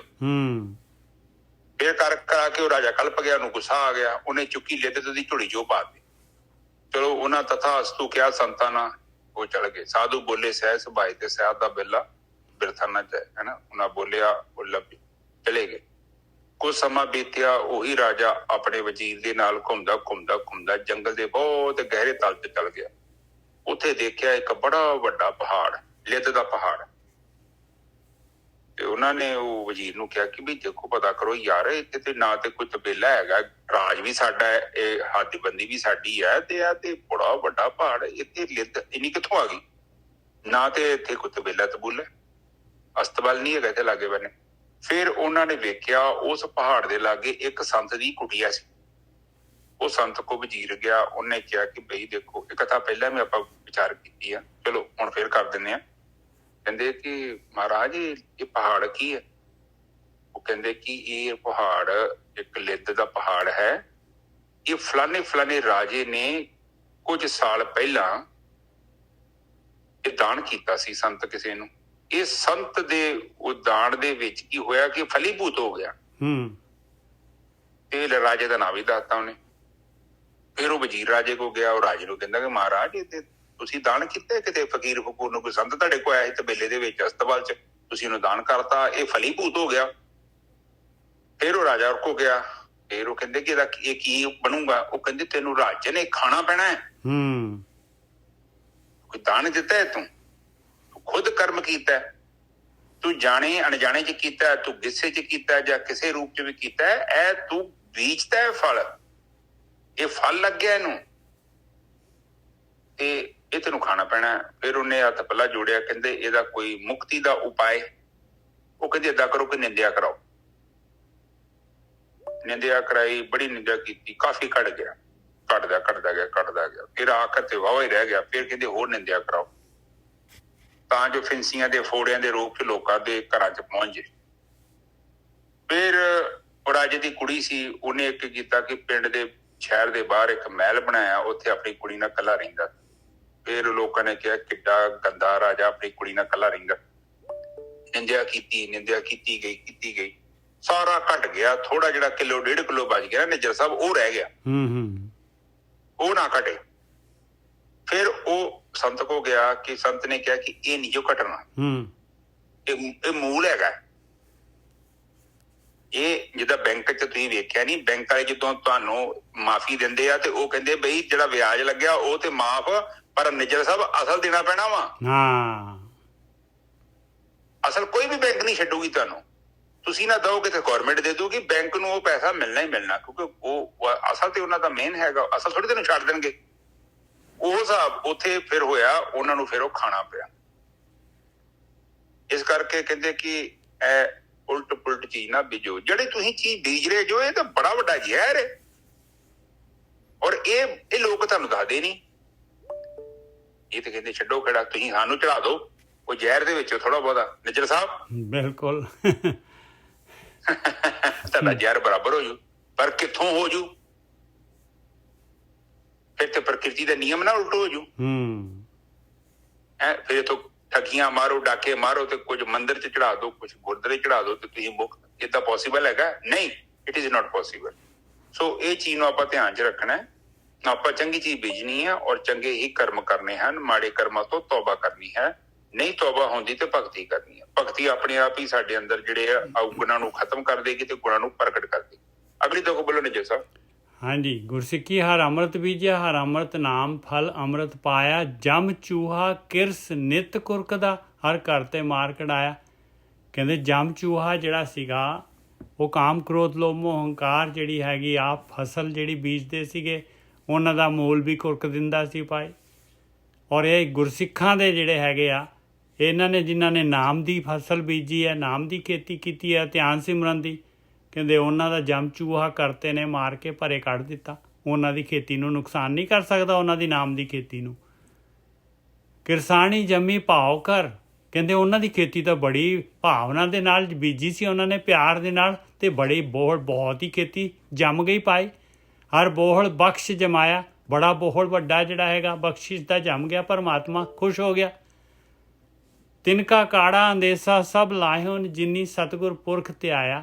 ਕਹਿੰਦੇ ਜਿਨ੍ਹਾਂ ਨੇ ਧਿਆਨ ਸਿਮਰਨ ਕੀਤਾ, ਗੁਰੂ ਦੇ ਅਨੁਸਾਰ ਖੇਤੀ ਪਰਮਾਤਮਾ ਦੇ ਨਾਮ ਦੀ ਖੇਤੀ ਬੀਜੀ, ਕਹਿੰਦੇ ਉਹਨਾਂ ਦਾ ਤਾਂ ਫਿਰ ਉਹਨਾਂ ਦਾ ਕਾੜਾ ਜਿਹੜਾ ਹੈਗਾ, ਉਹਨਾਂ ਦੇ ਅੰਦਰੋਂ ਜਿਹੜਾ ਹੈਗਾ ਝੁਰਨਾ, ਉਹਨਾਂ ਦੇ ਵਿਚਾਰ ਜਿਹੜੇ ਹੈਗੇ ਆ, ਉਹ ਸਾਰੇ ਜਿਹੜੇ ਹੈਗੇ ਆ, ਸਾਰਾ ਚਿੰਤਾ ਉਹ ਸਾਰੀ ਦੀ ਸਾਰੀ ਲਾਤੀ ਮਾਲਕ ਪਰਮਾਤਮਾ ਨੇ। ਜਿਨ੍ਹਾਂ ਨੇ ਗੁਰੂ ਦੇ ਅਨੁਸਾਰ ਜਿਹੜੀ ਨਾਮ ਦੀ ਖੇਤੀ ਬੀਜੀ, ਕੀ ਕੀਤਾ ਉਹਨਾਂ ਨੇ? ਜਨ ਨਾਨਕ ਨਾਮ ਅਰਾਧਿਆ ਆਪ ਤਰਿਆ ਸਭ ਜਗਤ ਤਰਾਇਆ। ਕਹਿੰਦੇ ਉਹਨਾਂ ਨੇ ਨਾਮ ਦੀ ਅਰਾਧਨਾ ਕੀਤੀ, ਆ ਖੇਤੀ ਬੀਜ ਨਹੀਂ ਪਾਏ। ਆ ਸਰੀਰ ਸਰੋਵਰ ਦੇ ਵਿੱਚ ਸਰੀਰ ਸਰੋਵਰ ਇਹਦੇ ਅੰਦਰ ਖੇਤ ਸਰੀਰ ਜੋ ਬੀਜੀਏ। ਜਨ ਨਾਨਕ ਨਾਮ ਅਰਾਧਿਆ ਆਪ ਤਰਿਆ ਸਭ ਜਗਤ ਤਰਾਇਆ। ਉਹਨਾਂ ਦੇ ਨਾਲ ਉਹਨਾਂ ਦੇ ਮਗਰ ਜਿਹੜੇ ਹੈਗੇ ਹੋਰ ਵੀ ਜੀਵ ਤਰ ਜਾਂਦੇ ਆ। ਹਾਂਜੀ ਵੀਰ ਜੀ। ਹਾਂਜੀ ਠੀਕ ਹੈ ਜੀ। ਫਿਰ ਕਹਿੰਦੇ ਆ ਕਿ ਆ ਦੇਖੋ ਥੱਲੇ ਆਏ ਕਹਿ ਰਹੇ ਨੇ ਕਿ ਜਿਹੜਾ ਚੂਹਾ ਹੈ ਹੁਣ ਖੇਤੀ ਦਾ ਨੁਕਸਾਨ ਕਰਦਾ ਹੈ। ਕਮਾਦ ਦੀ ਖੇਤੀ ਹੋਵੇ, ਵਿੱਚ ਚੂਹਾ ਪੈ ਜੇ, ਉਹ ਕੀ ਕਰਦਾ ਹੈ? ਉਹ ਤੁਹਾਡੀ ਖੇਤੀ ਨੂੰ ਬਹੁਤ ਡੈਮੇਜ ਕਰ ਦਿੰਦਾ। ਇਸੇ ਹੀ ਤਰ੍ਹਾਂ ਔਗਣ ਰੂਪੀ ਜਿਹੜੇ ਚੂਹੇ ਨੇ ਉਹ ਸਾਡੇ ਅੰਦਰ ਜਿਹੜੇ ਡੈਮੇਜ ਕਰਦੇ ਤੇ ਬਾਣੀ ਚ ਕਹਿੰਦੇ ਨੇ ਕਿ ਉਹ ਮਾਰ ਕਢਾਇਆ। ਉਹ ਕੀ ਕਰਦੇ ਨੇ? ਉਹ ਬਾਣੀ ਜਦੋਂ ਆਪਾਂ ਪੜ੍ਹਦੇ ਹਾਂ ਤੇ ਬਾਣੀ ਪੜ੍ਹਨ ਦੇ ਨਾਲ ਜਿਹੜੇ ਸਾਡੇ ਜਿਹੜੇ ਔਗਣਾਂ ਦੇ ਚੂਹੇ ਆ, ਉਹ ਸਾਡੀ ਖੇਤੀ ਨੂੰ ਨੁਕਸਾਨ ਨਹੀਂ ਕਰਦੇ, ਸਾਡੇ ਵਿੱਚੋਂ ਬਾਹਰ ਨਿਕਲ ਜਾਂਦੇ। ਠੀਕ ਹੈ ਜੀ ਸਾਹਿਬ? ਬਿਲਕੁਲ। ਅਗਲੀ ਤੁਕ ਬੋਲੋ, ਕਿਰਸਾਨੀ ਜ਼ਮੀਨ। ਫਿਰ ਉਹ ਕਹਿੰਦੇ ਆ ਕਿ ਬੋਲ ਲੱਗ ਜਾਂਦਾ ਜਦੋਂ ਤੁਸੀਂ ਬਹੁਤ ਵੱਡਾ ਬੋਲ ਲੱਗ ਜਾਂਦਾ। ਵੇਖਿਆ ਨਾ ਕਣਕ ਦੇ ਬੋਲ ਲੱਗ ਜਾਂਦੇ ਬੜੇ ਬੜੇ ਵੱਡੇ ਢੇਰ। ਉਸੇ ਹੀ ਤਰ੍ਹਾਂ ਕਹਿੰਦੇ ਕਿ ਤੁਹਾਡੇ ਅੰਦਰ ਜਿਹੜਾ ਨਾ ਗੁਣਾਂ ਦੇ ਬੋਲ ਲੱਗ ਜਾਣਗੇ, ਬਹੁਤ ਉਚਾਈ ਆ ਜਾਏਗੀ, ਭਗਤੀ ਇਕੱਠੀ ਹੋ ਜਾਊਗੀ, ਸਾਰਾ ਕੁਝ ਉੱਚਾ ਹੋ ਜਾਊਗਾ। ਜਿਹੜਾ ਘਟੀਆ ਚੀਜ਼ ਹੈ ਜਿੱਦਾਂ ਚੂਹੇ ਸੀ, ਉਹ ਸਭ ਬਾਹਰ ਨਿਕਲ ਜਾਣਗੇ। ਫਿਰ ਆਟੋਮੈਟਿਕਲੀ ਤੁਹਾਡੇ ਅੰਦਰ ਮਤਲਬ ਸੇਵਿੰਗ ਹੋਈ ਜਾਣੀ ਹੈ, ਚੀਜ਼ ਵਧੀ ਜਾਣੀ ਹੈ। ਔਰ ਜਿੰਨੀ ਤੁਹਾਡੇ ਅੰਦਰ ਚੀਜ਼ ਵਧੇਗੀ ਓਨਾ ਹੀ ਆਨੰਦ ਵੱਧਦਾ ਜਾਵੇਗਾ। ਜਿੰਨੀ ਚੀਜ਼ ਤੁਹਾਡੇ ਅੰਦਰੋਂ ਘਟਦੀ ਜਾਵੇਗੀ ਓਨਾ ਤੁਹਾਡਾ ਆਨੰਦ ਜਿਹੜਾ ਹੈ ਖਤਮ ਹੋ ਜਾਏਗਾ। ਆਨੰਦ ਜਿਹੜਾ ਕਹਿਣ ਤੋਂ ਭਾਵ ਆ, ਉਹ ਸਾਡੀ ਆਤਮਾ ਹੈ। ਆਤਮਾ ਦੇ ਰਾਹੀਂ ਅਸੀਂ ਦੇਖਦੇ ਹਾਂ, ਆਤਮਾ ਦੇ ਰਾਹੀਂ ਅਸੀਂ ਸੁਣਦੇ ਹਾਂ, ਆਤਮਾ ਦੇ ਰਾਹੀਂ ਅਸੀਂ ਅਨੁਭਵ ਕਰਦੇ ਹਾਂ। ਜਦੋਂ ਅਸੀਂ ਹਉਮੈ ਦੇ ਵਿੱਚ ਜੀਵਨ ਬਤੀਤ ਕਰਦੇ ਹਾਂ, ਆਤਮਾ ਤੱਤ ਘਟ ਜਾਂਦਾ ਹੈ ਤੇ ਹਉਮੈ ਜਿਹੜਾ ਭਾਵ ਆ ਉਹ ਪ੍ਰਗਟ ਹੋ ਜਾਂਦਾ ਹੈ। ਜਦੋਂ ਅਸੀਂ ਆਤਮਾ 'ਚ ਜੀਵਨ ਬਤੀਤ ਕਰਦੇ ਹਾਂ ਤੇ ਫਿਰ ਸਮੁੰਦਰ ਹੁੰਦਾ ਹੈ, ਤੇ ਜਦੋਂ ਅਸੀਂ ਹਉਮੈ 'ਚ ਆ ਜਾਂਦੇ ਹਾਂ ਫਿਰ ਇਕੱਲੀ ਬੂੰਦ ਪਾਣੀ ਦੀ ਰਹਿ ਜਾਂਦੀ ਹੈ, ਤੇ ਬੂੰਦ ਦੀ ਕੋਈ ਬਹੁਤੀ ਵੱਡੀ ਹੈਸੀਅਤ ਨਹੀਂ ਹੈ। ਠੀਕ ਹੈ? ਔਰ ਇਸ ਕਰਕੇ ਫਿਰ ਉਹਨੂੰ ਦੁੱਖ ਲੱਗਦਾ ਹੈ, ਪਰੇਸ਼ਾਨ ਹੁੰਦੀ ਰਹਿੰਦੀ ਆ, ਕਿਉਂਕਿ ਇਕੱਲੀ ਹੈ। ਜਦੋਂ ਬੂੰਦ ਸਮੁੰਦਰ 'ਚ ਚਲ ਜਾਂਦੀ ਆ, ਉਹ ਸਮੁੰਦਰ ਦਾ ਰੂਪ ਹੋ ਜਾਂਦੀ ਹੈ, ਉਹ ਸਮੁੰਦਰ ਨੂੰ ਅਨੁਭਵ ਕਰਦੀ ਹੈ। ਠੀਕ ਹੈ ਜੀ? ਸੋ ਇਹ ਜਿਹੜਾ ਬੋਲ ਆ, ਬੋਲ ਉਦੋਂ ਲੱਗਦਾ ਹੈ ਜਦੋਂ ਸਾਡੀ ਸੁਰਤੀ ਆਤਮਾ ਤੱਤ ਦੇ ਵਿੱਚ ਸਥਿਰ ਹੋ ਜਾਂਦੀ ਹੈ। ਫਿਰ ਸਾਨੂੰ ਪਤਾ ਲੱਗਦਾ ਕਿ ਮੈਂ ਅੰਦਰੋਂ ਕਿੱਡਾ ਉੱਚਾ ਹਾਂ, ਮੈਂ ਕਿੱਡਾ ਸੁੱਚਾ ਹਾਂ, ਕਿਉਂਕਿ ਉਹਦੀ ਮਿਹਰ ਹੋ ਗਈ ਹੈ। ਹੁਣ ਬੋਲ ਦਾ ਮਤਲਬ ਤਾਂ ਇਹੋ ਹੀ ਆ ਕਿ ਤੁਹਾਡੇ ਕੋਲ ਜਦੋਂ ਬੋਲ ਲੱਗ ਗਏ ਚੰਗਿਆਈ ਦੇ, ਤੇ ਆਟੋਮੈਟਿਕਲੀ ਤੁਹਾਡਾ ਜੀਵਨ ਉੱਚਾ ਹੋ ਜਾਣਾ। ਮੇਜਰ ਸਾਹਿਬ ਬਿਲਕੁਲ ਸਹੀ ਗੱਲ ਹੈ ਜੀ। ਹਾਂ, ਅਗਲੇ ਬੰਨੇ ਬੋਲੋ, ਤਿਨਕਾ ਕਾੜਾ ਅੰਦੇਸਾ ਸਭ ਲਾਇਨ ਜਿਨੀ ਸਤਿਗੁਰ ਪੁਰਖ ਤੇ ਆਇਆ। ਕਹਿੰਦੇ ਜਿਨ੍ਹਾਂ ਨੇ ਨਾਮ ਦੀ ਖੇਤੀ ਬੀਜੀ ਆ, ਆਈ ਖੇਤੀ ਬੀਜਣੀ ਆ, ਧਿਆਨ ਸਿਮਰਨ ਕਰਨਾ ਪਾਏ ਸਤਿਗੁਰੂ ਦੇ ਅਨੁਸਾਰ। ਸਤਿਗੁਰ ਪੁਰਖ ਤੇ ਆਇਆ ਜਿਨ੍ਹਾਂ ਨੇ ਸਤਿਗੁਰੂ ਦੇ ਅਨੁਸਾਰ। ਉਹਨਾਂ ਦਾ ਕਾੜਾ ਕਹਿੰਦੇ ਕੱਢਣਾ, ਉਹਨਾਂ ਦਾ ਜਿਹੜਾ ਹੈਗਾ ਝੋਰਾ, ਹਰ ਟਾਈਮ ਝੋਰਾ ਲੱਗਿਆ। ਚਿੰਤਾ, ਅੰਦੇਸਾ ਮਤਲਬ ਚਿੰਤਾ, ਸਭ ਲਾਇਨ ਸਾਰੀ ਦੀ ਸਾਰੀ ਦੂਰ ਜਿਨੀ ਸਤਿਗੁਰੂ ਪੁਰਖ ਤੇ ਆਇਆ। ਤੇ ਜਨ ਨਾਨਕ ਨਾਮ ਅਰਾਧਿਆ ਆ ਖੇਤੀ ਬੀਜੀ ਹੈ ਭਾਈ, ਆਪ ਤਰਿਆ ਸਭ ਜਗਤ ਤਰਾਇਆ। ਹਾਂਜੀ ਵੀਰ ਜੀ। ਹਾਂਜੀ ਠੀਕ ਹੈ ਜੀ। ਉਹ ਉਹਨਾਂ ਨੇ ਗੁਰਮੁਖਾਂ ਦੇ ਨਾਲ ਬਹਿ ਕੇ ਸੰਗਤ ਕੀਤੀ ਤੇ ਫਿਰ ਉਹ ਉਸ ਪਰਮ ਪੁਰਖ, ਉਸ ਅਦ੍ਰਿਸ਼ ਸ਼ਕਤੀ ਦਾ ਧਿਆਨ ਕੀਤਾ। ਧਿਆਨ, ਸਿਮਰਨ, ਸਾਧਨਾ ਮਤਲਬ ਹਰ ਦਿਨ ਉਸ ਦਿਸ਼ਾ ਦੇ ਵੱਲ ਗਤੀ ਕੀਤੀ। ਜਿਹੜੀਆਂ ਗਲਤੀਆਂ ਪਹਿਲਾਂ ਹੋਈਆਂ ਉਹਨਾਂ ਨੂੰ ਰਿਪੀਟ ਨਹੀਂ ਕੀਤਾ, ਅੱਗੇ ਚੱਲਦੇ ਗਏ। ਦੇਖੋ, ਜਦੋਂ ਆਪਾਂ ਕੋਈ ਵੱਡਾ ਕਾਰਜ ਕਰਨਾ ਹੁੰਦਾ ਨਾ, ਤੇ ਲਗਾਤਾਰ ਉਸ ਦਿਸ਼ਾ ਦੇ ਵੱਲ ਉਸ ਡਾਇਰੈਕਸ਼ਨ ਦੇ ਵੱਲ ਸਾਨੂੰ ਗਤੀ ਕਰਨੀ ਪੈਂਦੀ ਹੈ, ਕਿਉਂਕਿ ਜਿੱਡਾ ਵੱਡਾ ਕਾਰਜ ਆ ਉਨਾ ਜ਼ਿਆਦਾ ਫੋਕਸ ਸਾਨੂੰ ਕਰਨਾ ਪਊਗਾ। ਔਰ ਜਦੋਂ ਉਸ ਦਿਸ਼ਾ ਦੇ ਵੱਲ ਆਪਾਂ ਜਾਂਦੇ ਹਾਂ ਤੇ ਫਿਰ ਉਹ ਕੀ ਹੁੰਦਾ ਹੈ ਕਿ ਸਾਡੇ ਅੰਦਰ ਜਿਹੜੀ ਆਤਮਾ ਦੀ ਜਿਹੜੀ ਸ਼ਕਤੀ ਆ ਉਹ ਪਾਵਰਫੁਲ ਹੁੰਦੀ ਹੈ, ਸਾਡਾ ਕਨੈਕਸ਼ਨ ਉਹਦੇ ਨਾਲ ਵਧੀਆ ਹੁੰਦਾ। ਔਰ ਜਿਵੇਂ ਜਿਵੇਂ ਅਸੀਂ ਆਤਮਾ ਤੱਤ ਦੇ ਲਾਗੇ ਜਾਂਦੇ ਹਾਂ ਤੇ ਆਟੋਮੈਟਿਕਲੀ ਹੀ ਸਾਡੇ ਜ਼ਿੰਦਗੀ 'ਚ ਹਨੇਰਾ ਤੇ ਔਗਣ ਦੂਰ ਹੋ ਜਾਂਦੇ ਨੇ। ਜੋ ਸਭ ਕੁਝ ਕਰਨ ਦੀ ਲੋੜ ਨਹੀਂ, ਬਿਲਕੁਲ ਸਾਡਾ ਕੰਮ ਹੈ ਪ੍ਰਕਾਸ਼ ਕਰਨਾ। ਪ੍ਰਕਾਸ਼ ਕੀਤਾ ਤੇ ਹਨੇਰੇ ਨੂੰ ਕੁਝ ਕਹਿਣ ਦੀ ਲੋੜ ਨਹੀਂ ਹੈ। ਪ੍ਰਕਾਸ਼ ਦੀ ਮੌਜੂਦਗੀ 'ਚ ਹਨੇਰਾ ਆ ਹੀ ਨਹੀਂ ਸਕਦਾ, ਉਹ ਚਲਾ ਜਾਂਦਾ। ਠੀਕ ਹੈ ਜੀ ਨਿੱਜਾ ਸਾਹਿਬ? ਬਿਲਕੁਲ। ਜੇਕਰ ਆਪਾਂ ਡਾਇਰੈਕਟ ਤੁਸੀਂ ਲੜਨ ਗਏ ਨਾ ਔਗਣਾਂ ਦੇ ਨਾਲ ਤੇ ਇਹ ਕਾਮ, ਕ੍ਰੋਧ, ਲੋਭ, ਮੋਹ ਇਹਨਾਂ ਨੂੰ ਤੁਸੀਂ ਕੰਟਰੋਲ ਨਹੀਂ ਕਰ ਸਕਦੇ। ਇੱਕ ਕੰਮ ਕੀਤਾ ਜਾ ਸਕਦਾ, ਭਗਤੀ ਦੇ ਨਾਲ ਆਤਮਾ ਦੇ ਅੰਦਰ ਜਿਹੜਾ ਪ੍ਰਕਾਸ਼ ਆ, ਆਤਮ ਪ੍ਰਕਾਸ਼ ਨੂੰ ਪ੍ਰਗਟ ਕਰ ਲਓ ਆਪਣੇ ਅੰਦਰੋਂ ਤੇ ਆਟੋਮੈਟਿਕਲੀ ਇਹ ਹਨੇਰੇ ਦੂਰ ਹੋ ਜਾਣੇ। ਠੀਕ ਹੈ ਜੀ, ਚੂਹੇ ਬਾਹਰ ਆ ਜਾਣੇ। ਤੇ ਹਾਂਜੀ ਨਿੱਜਾ ਸਾਹਿਬ, ਅਗਲੀ ਤੋਂ ਜਨ ਨਾਨਕ ਨਾਮ ਅਰਾਧਿਆ ਆਪ ਤਰਿਆ ਸਭ ਜਗਤ ਤਰਾਇਆ। ਤੇ ਜਿਨ੍ਹਾਂ ਨੇ ਆਰਾਧਨਾ ਕੀਤੀ ਹੈ, ਜਿਨ੍ਹਾਂ ਨੇ ਭਗਤੀ ਕੀਤੀ ਹੈ ਪ੍ਰਮਾਤਮਾ ਦੀ, ਸਭ ਤੋਂ ਪਹਿਲੀ ਗੱਲ ਤੇ ਉਹ ਆਪ ਮੁਕਤ ਹੁੰਦੇ ਆ। ਫਿਰ ਮੁਕਤ ਹੋ ਕੇ ਫਿਰ ਦੂਜਿਆਂ ਨੂੰ ਦੱਸ ਜਾਂਦੇ ਆ ਵੀ ਕਿ ਇਸ ਤਰੀਕੇ ਨਾਲ ਮੈਨੂੰ ਔਗਣਾਂ ਤੋਂ ਛੁਟਕਾਰਾ ਮਿਲ ਗਿਆ। ਨਿੱਜਾ ਸਾਹਿਬ? ਬਿਲਕੁਲ। ਕਿਉਂਕਿ ਇੱਥੇ ਮੁਕਤ ਹੋਣਾ, ਕੋਈ ਇਹ ਨਾ ਸੋਚੋ ਕਿ ਤੁਸੀਂ ਪਤਾ ਨਹੀਂ ਕਿੱਥੇ ਮੁਕਤ ਹੋ ਜਾਣਾ। ਮੁਕਤ ਹੋਣ ਦਾ ਮਤਲਬ ਇੱਥੇ ਇੰਨਾ ਹੀ ਹੈ, ਔਗਣਾਂ ਤੋਂ ਮੁਕਤੀ। ਔਗਣਾਂ ਤੋਂ ਮੁਕਤੀ ਹੀ ਮੁਕਤੀ ਹੈ। ਤੇ ਜਿਹੜਾ ਬੰਦਾ ਔਗਣਾਂ ਦੇ ਵਿੱਚ ਗ੍ਰਸਤ ਆ, ਕਾਮ ਦੇ ਵਿੱਚ, ਕ੍ਰੋਧ ਦੇ, ਲੋਭ ਦੇ, ਮੋਹ ਦੇ, ਹੰਕਾਰ ਦੇ, ਉਹ ਸਮਝ ਲਓ ਕਿ ਅਜੇ ਰਸਤੇ ਦੇ ਵਿੱਚ ਹੀ ਆ, ਮੰਜ਼ਿਲ ਤੇ ਨਹੀਂ ਪਹੁੰਚਿਆ। ਮੰਜ਼ਿਲ ਦੇ ਵਿੱਚ ਕਬੀਰ ਸਾਹਿਬ ਕਹਿੰਦੇ ਆ ਕਿ ਮਨ ਨਿਰਮਲ ਭਇਆ ਜੈਸੇ ਗੰਗਾ ਨੀਰ, ਪਾਛੇ ਲਾਗੋ ਹਰ ਫਿਰੇ ਕਹਿਤ ਕਬੀਰ ਕਬੀਰ। ਉਹਨਾਂ ਨੇ ਨਹੀਂ ਕਿਹਾ ਮੁਕਤ ਹੋ ਗਿਆ, ਕਹਿੰਦਾ ਬਸ ਨੀਰ ਹੋ ਗਿਆ, ਪਵਿੱਤਰ ਹੋ ਗਿਆ। ਹੁਣ ਇਹਦੇ ਚ ਔਗਣ ਨਹੀਂ ਹੈ। ਹੁਣ ਉੱਥੇ ਆਤਮਾ ਤੱਤ ਹੀ ਹੈਗਾ, ਉਹੀ ਪ੍ਰਗਟ ਹੋ ਗਿਆ ਪਰਮਾਤਮਾ। ਹਾਂਜੀ ਨਿੱਜਾ ਸਾਹਿਬ, ਅੱਗੇ ਚੱਲੀਏ। ਅੱਗੇ ਜਿਹੜਾ ਅਗਲਾ ਸ਼ਲੋਕ ਆ ਗਿਆ ਤੇ ਇਹ ਸ਼ਲੋਕ ਦੱਸਦਾ ਹੈ ਭਾਈ ਜਿਹੜੇ ਹੁਣ ਮਨਮੁਖ ਹੈਗੇ, ਜਿਹੜੇ ਧਿਆਨ ਸਿਮਰਨ ਵਾਲੀ, ਨਾਮ ਵਾਲੀ ਖੇਤੀ ਨਹੀਂ ਬੀਜਦੇ, ਤੇ ਉਹਨਾਂ ਦਾ ਕੀ ਹੁੰਦਾ ਹੈ। ਜਿਹੜੇ ਮਨ ਦੇ ਰਾਹੀਂ ਖੇਤੀ ਕਰਦੇ ਆ ਤੇ ਉਹਨਾਂ ਦਾ ਕੀ ਹੁੰਦਾ ਹੈ।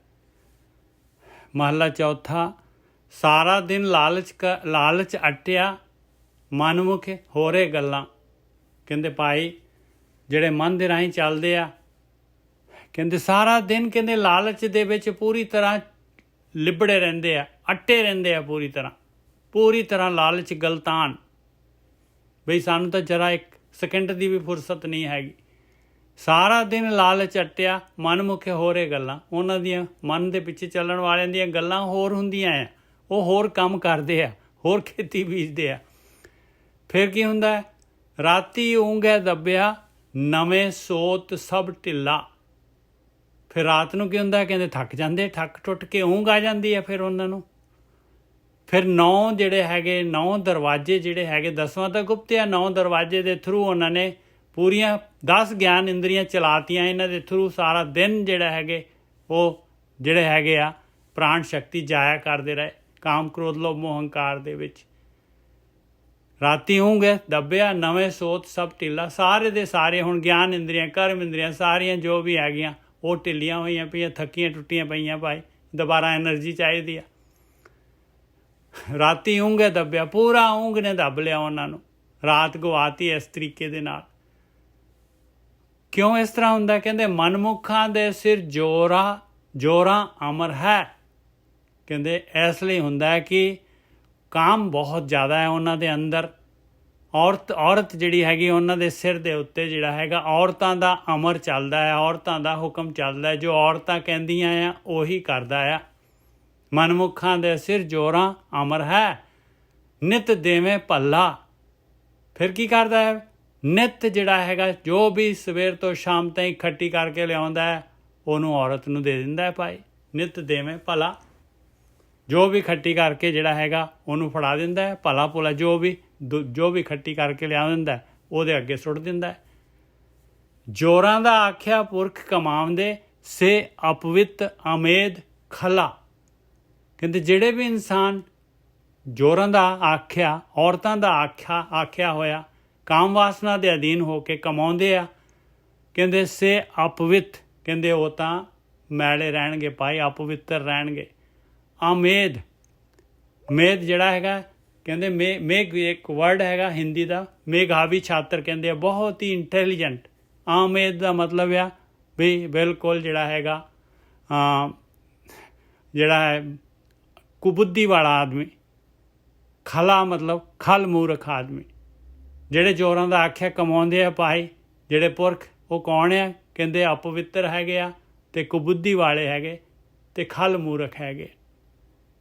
ਕਿਉਂ? ਕਾਮ ਵਿਆਪੇ ਕੁਸੁੱਧ ਨਰ ਸੇ ਜੋਰਾਂ ਪੁੱਛ ਚੱਲਾ। ਕਿਉਂਕਿ ਉਹਨਾਂ ਦੀ ਕਾਮ ਵਾਸਨਾ ਹੈ, ਕਾਮ ਉਹਨਾਂ ਦੇ ਅੰਦਰ ਜ਼ੋਰ ਮਾਰਦਾ ਆ।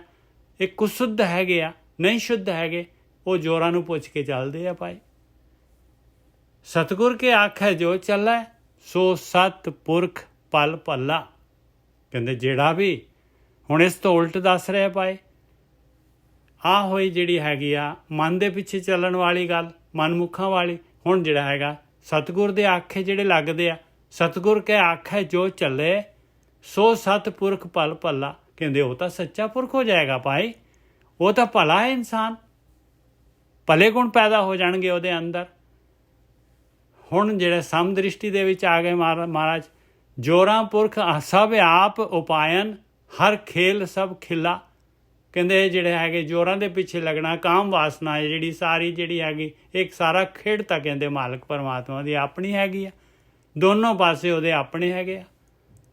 ਇਹ ਤਾਂ ਸਾਰਾ ਖੇਲ ਆ ਮਾਲਕ ਪਰਮਾਤਮਾ ਨੇ। ਜੋਰਾਂ ਪੁਰਖ ਸਭ ਆਪ ਉਪਾਇਨ ਹਰ ਖੇਲ ਸਭ ਖਿਲਾ। ਉਹ ਮਾਲਕ ਪਰਮਾਤਮਾ ਸਾਰਾ ਖੇਲ ਖਿਲਾ ਰਿਹਾ ਹੈ, ਉਹਦੀ ਗੇਮ ਚੱਲ ਰਹੀ ਹੈ। ਸਭ ਤੇਰੀ ਬਣਤ ਬਣਾਵਣੀ ਨਾਨਕ ਪਲ ਪੱਲਾ। ਮਾਲਕਾ ਇਹ ਸਾਰੀ ਦੀ ਸਾਰੀ ਜੋ ਵੀ ਗੇਮ ਚੱਲ ਰਹੀ ਹੈ, ਨੈਗੇਟਿਵਿਟੀ ਪੋਜ਼ਿਟਿਵਿਟੀ ਦੀ, ਇਹ ਤੇਰੀ ਬਣਾਈ ਹੋਈ ਗੇਮ ਚੱਲ ਰਹੀ ਆ ਮਾਲਕਾ। ਸਾਰੀ ਭਲੀ ਹੈਗੀ ਆ, ਸਾਰੀ ਭਲੀ ਆ ਭਾਈ। ਹਾਂਜੀ ਵੀਰ ਜੀ।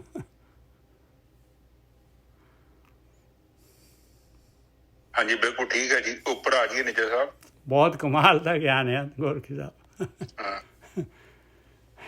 ਕਹਿੰਦੇ ਸਾਰਾ ਦਿਨ ਲਾਲਚ ਅਟਿਆ ਮਨਮੁੱਖ ਹੋਰੇ ਗੱਲਾਂ, ਉਹਦੀਆਂ ਗੱਲਾਂ ਨਾਮ ਤੋਂ ਉਲਟਿਆ ਸਾਰੀਆਂ, ਹੋਰ ਦੀ ਹੋਰ ਗੱਲਾਂ ਹੈਗੀਆਂ ਉਹਦੀਆਂ ਮਨ ਦੇ ਵਿੱਚ ਚੱਲਣ ਵਾਲੀ ਉਹਦੀਆਂ ਗੱਲਾਂ ਕਾਹਦੀਆਂ? ਉਹ ਸੋਚਦਾ ਜੇ ਰੁਪਈਆ 10,000 ਦਿਹਾੜੀ ਬਣ ਗਈ, ਕੱਲ ਮੈਂ 20 ਬਣਾਉਣੀ ਹੈ। ਹਾਂ, ਉਹਦੇ ਦਿਮਾਗ 'ਚ ਤੇ ਐਨ ਫਿਲਮ ਘੁੰਮਦੀ ਆ, ਕੱਲ ਮੈਂ ਕੀ ਕਰਨਾ, ਕੱਲ ਕਿਹੜਾ ਬੰਦਾ ਮਿਲਣਾ, ਕਿੱਦਾਂ ਕਿਸੇ ਤੋਂ ਕੀ ਕਰਾਉਣਾ,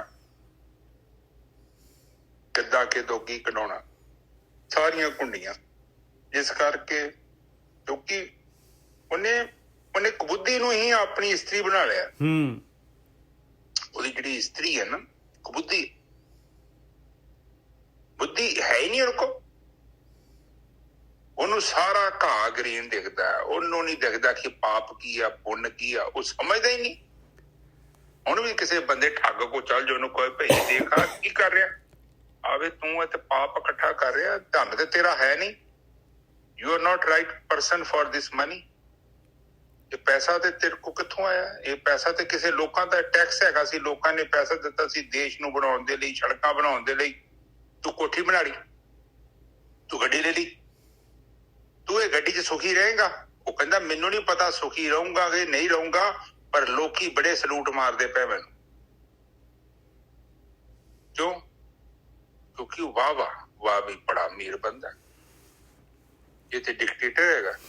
ਸੋ ਇੱਥੇ ਚੀਜ਼ ਨੂੰ ਸਮਝੋ, ਸੰਸਾਰ ਜਿਹੜਾ ਹੈ ਉਹ ਤੁਹਾਡੀ ਆਊਟਲੁੱਕ ਨੂੰ ਸਲਾਮ ਕਰਦਾ ਹੈ, ਤੇ ਜਿਹੜੇ ਅਧਿਆਤਮਿਕ ਗਿਆਨੀ ਨੇ, ਬ੍ਰਹਮ ਗਿਆਨੀ ਨੇ, ਉਹ ਤੁਹਾਡੀ ਅੰਦਰ ਦੀ ਅਵਸਥਾ ਨੂੰ ਦੇਖਦੇ, ਬਾਹਰੀ ਨੂੰ ਨਹੀਂ ਦੇਖਦੇ।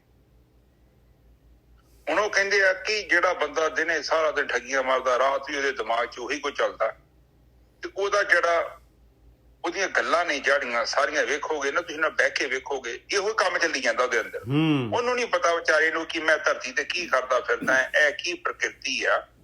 ਜਸਟ ਆਪ ਸੋਚੋ, ਆਪਾਂ ਕਿੱਥੋਂ ਆਏ ਆ, ਕੌਣ ਆ ਆਪਾਂ, ਇਹ ਕੀ ਹੈ ਧਰਤੀ? ਇਸ ਧਰਤੀ 'ਚ ਗਲਤੀ ਕਿਉਂ ਨਹੀਂ ਹੈਗੀ? ਇਹ ਪਤਾ ਨਹੀਂ ਕੀ ਕੁਝ ਬਣਿਆ ਪਿਆ ਹੈ, ਕਿੰਨੇ ਬਣਾਇਆ ਹੈ, ਕੌਣ ਆ ਉਹ? ਜੇ ਕੋਈ ਹੈਗਾ ਵੀ ਆ ਤੇ ਇਹਨੂੰ ਚਲਾਉਂਦਾ ਕੌਣ ਪਿਆ? ਧਰਮ ਰਾਜ ਹੈਗਾ ਕੋਈ, ਧਰਮ ਦਾ ਸਿਸਟਮ ਜਿਹਦੇ ਨਿਯਮ ਅਨੁਸਾਰ ਸਭ ਕੁਝ ਚੱਲ ਰਿਹਾ। ਇਹ ਸਮੁੰਦਰ ਕਿਉਂ ਆ ਗਿਆ?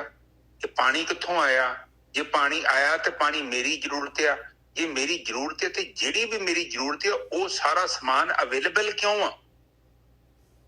ਜੇ ਮੈਨੂੰ ਵਿਟਾਮਿਨ, ਪ੍ਰੋਟੀਨ, ਨਿਊਟ੍ਰੀਸ਼ਨ ਕੁਛ ਵੀ ਚਾਹੀਦਾ ਹੈ, ਇਹ ਪ੍ਰਕਿਰਤੀ 'ਚ ਕਿਉਂ ਹੈਗੇ ਆ ਸਾਰੇ? ਇਹ ਕਿੱਥੋਂ ਆਏ? ਇਹ ਮੇਰੀਆਂ ਮੁੱਛਾਂ, ਇਹ ਮੇਰੀ ਦਾੜੀ, ਇਹ ਮੇਰੇ ਕੰਨ, ਮੇਰੀਆਂ ਅੱਖਾਂ, ਇਹ ਸੈਟਿੰਗ ਕਿਹਨੇ ਕੀਤੀ ਆ? ਅਸਕਰ ਕਿਸੇ ਨੇ ਬਣਾਇਆ ਤੇ ਤਾਂ ਹੀ ਬਣਿਆ। ਉਹਦਾ ਤੇ ਘੁਮਿਆਰ ਦਾ ਮਟਕਾ ਨਹੀਂ ਬਣਦਾ, ਇੱਕ ਦੀਵਾ ਨਹੀਂ ਬਣਦਾ ਬਿਨਾਂ ਬਣਾਇਆ। ਨਿਜਰ ਸਾਹਿਬ ਬਿਲਕੁਲ ਆਪਣੇ ਆਪ ਬਣ ਕੇ ਟੇਢਾ ਮੇਢਾ ਬਣਨਾ ਚਾਹੀਦਾ। ਇੰਨਾ ਪਰਫੈਕਟ ਕਿਉਂ? ਪ੍ਰੋਬਲਮ ਤੇ ਚਲੋ ਬੰਦਾ ਤੇ ਏਡਾ ਵੱਡਾ ਸਰੀਰ ਸੀ, ਇਹਦੇ ਅੰਦਰ ਤੇ ਇੰਨਾ ਮਸ਼ੀਨਾਂ ਫਿੱਟ ਕਰਤੀਆਂ, ਨਿੱਕੇ ਨਿੱਕੇ ਕੀੜੀਆਂ, ਨਿੱਕੇ ਨਿੱਕੇ ਕੀੜੇ ਮਕੌੜੇ ਇਹਨੇ ਨੇ ਉਹਨਾਂ ਨੂੰ ਪਰ ਲੱਗੇ ਨੇ, ਇੱਕ ਦੌੜਦੇ ਫਿਰਦੇ ਆ। ਇਹ ਐਡੀ ਛੋਟੀ ਚੀਜ਼ 'ਚ ਇੰਨਾ ਵੱਡਾ ਉਹ ਮੈਕੈਨਿਜ਼ਮ, ਇੰਨੀ ਜ਼ਬਰਦਸਤ ਮਸ਼ੀਨ ਉਹ ਕਿਹਨੇ ਫਿੱਟ ਕੀਤੀ ਆ? ਨੋਟਿਸ ਕਰੋ ਤੁਸੀਂ। ਮੱਛਰ ਦੇਖ ਲਓ ਭਾਈ, ਹੈ ਕਿੱਡਾ ਛੋਟਾ, ਉਹ ਤੋਂ ਵੀ ਛੋਟੇ ਛੋਟੇ ਮੱਖੀਆਂ, ਨਿੱਕੀਆਂ ਨਿੱਕੀਆਂ ਮੱਖੀਆਂ, ਐਡੇ ਛੋਟੇ ਛੋਟੇ ਜੀਵ, ਮੈਂ ਵੇਖ ਕੇ ਹੈਰਾਨ ਹੁੰਦਾ। ਉੜਦੇ ਆ, ਉਹਨਾਂ ਨੂੰ ਪਰ ਲੱਗੇ ਨੇ। ਅਸਕਰ ਤੇ ਇਹ ਵੇਖਣਾ ਹੀ ਪਊਗਾ ਕਿ ਇਹ ਮਾਜਰਾ ਕੀ ਆ। ਇਹ ਕਿੰਨੇ ਡਿਜ਼ਾਈਨ ਕੀਤਾ? ਜੇ ਤੁਸੀਂ ਸੋਚੋਗੇ ਤਾਂ ਹੀ ਤੇ ਥੋੜਾ ਤੁਸੀਂ ਜਾਗੋਗੇ। ਜੇਕਰ ਤੁਸੀਂ ਸੋਚਦੇ ਜੋ ਕਿ ਆਪਣੇ ਆਪ ਹੀ ਬਣਿਆ, ਮੈਨੂੰ ਪਤਾ ਕੁਛ ਨਹੀਂ, ਸੁੱਤੇ ਉੱਠੇ, ਸੁੱਤਿਆਂ ਹੀ ਸਾਰਾ ਦਿਨ ਬਤੀਤ ਕੀਤਾ, ਰਾਤੀ ਫਿਰ ਆ ਕੇ ਸੌਂਗੇ, ਜ਼ਿੰਦਗੀ ਤੇ ਲੰਘ ਗਈ, ਗੱਲ ਤੇ ਖਤਮ। ਇਹ ਆਪਾਂ ਤਿੱਖੀ ਬੁੱਧੀ ਰੱਖਦੇ ਹਾਂ। ਜਿਹੜੇ ਸੰਤਾਂ ਨੇ ਲੱਭ ਲਿਆ ਸੀ, ਉਹ ਕਹਿੰਦੇ ਤੇ ਇੱਥੇ ਇੰਦਰ ਜਾਲ ਆ, ਇਹ ਮਾਇਆ ਹੈ, ਪ੍ਰਪੰਚ ਹੈ। ਬਿਲਕੁਲ ਪ੍ਰਪੰਚ ਹੈ। ਉਹ ਜੰਗਲਾਂ 'ਚ ਭੱਜ ਗਏ, ਫਿਰ ਉਹਨਾਂ ਨੂੰ ਪਤਾ ਹੀ ਆ ਵੀ ਉਹ ਜੋ ਹੈਗਾ ਉਹ ਤੇ ਭੋਗ ਲਈਏ, ਨਵੇਂ ਸੰਸਕਾਰ ਨਹੀਂ ਪੈਦਾ ਕਰਨੇ ਹੁਣ। ਕਿਉਂਕਿ ਉੱਪਰਲੀ ਤੁਕ ਆ, ਉੱਪਰਲੀ ਤੁਕ ਦਾ ਮਤਲਬ ਵੀ ਇਹ ਮਨਮੁਖ ਹੋਰ ਗੱਲਾਂ। ਚਲੋ ਜੋ ਚੱਲ ਗਿਆ। ਹੁਣ ਇਹਦਾ ਤੀਰ ਆ, ਜਿਹੜੀ ਅੱਗ ਅਸੀਂ ਬਾਲ ਬੈਠੇ ਆ, ਜਿਹੜੀਆਂ ਲੱਕੜਾਂ ਪਾ ਬੈਠੇ ਆ, ਉਹ ਨਵੀਂ ਨਹੀਂ ਪਾਉਣੀ ਇਹ 'ਚ। ਇਹ ਆਪੇ ਸੜ ਸੁੜ ਕੇ ਸਵਾਹ ਹੋ ਜਾਣ, ਗੱਲ ਖਤਮ ਹੋ ਜਾਏ, ਬਾਹਰ ਆ ਜਾਓ ਗੇਮ 'ਚੋਂ। ਤੇ ਜਦੋਂ ਤੁਸੀਂ ਉਥੋਂ escape ਕਰਦੇ ਜੋ ਆਪਣੀਆਂ ਜ਼ਿੰਮੇਵਾਰੀਆਂ ਚੋਂ, ਜਿੱਥੇ ਤੁਹਾਡਾ ਧਿਆਨ ਹੈ, ਜਿੱਥੇ ਜ਼ੋਰ ਲੱਗਣਾ ਤੁਸੀਂ ਭੱਜ ਜਾਂਦੇ ਜੋ, ਉਹ ਚੀਜ਼ ਉੱਥੇ ਖਲੋਤੀ ਹੈ। ਕੀ ਕਰੋਗੇ?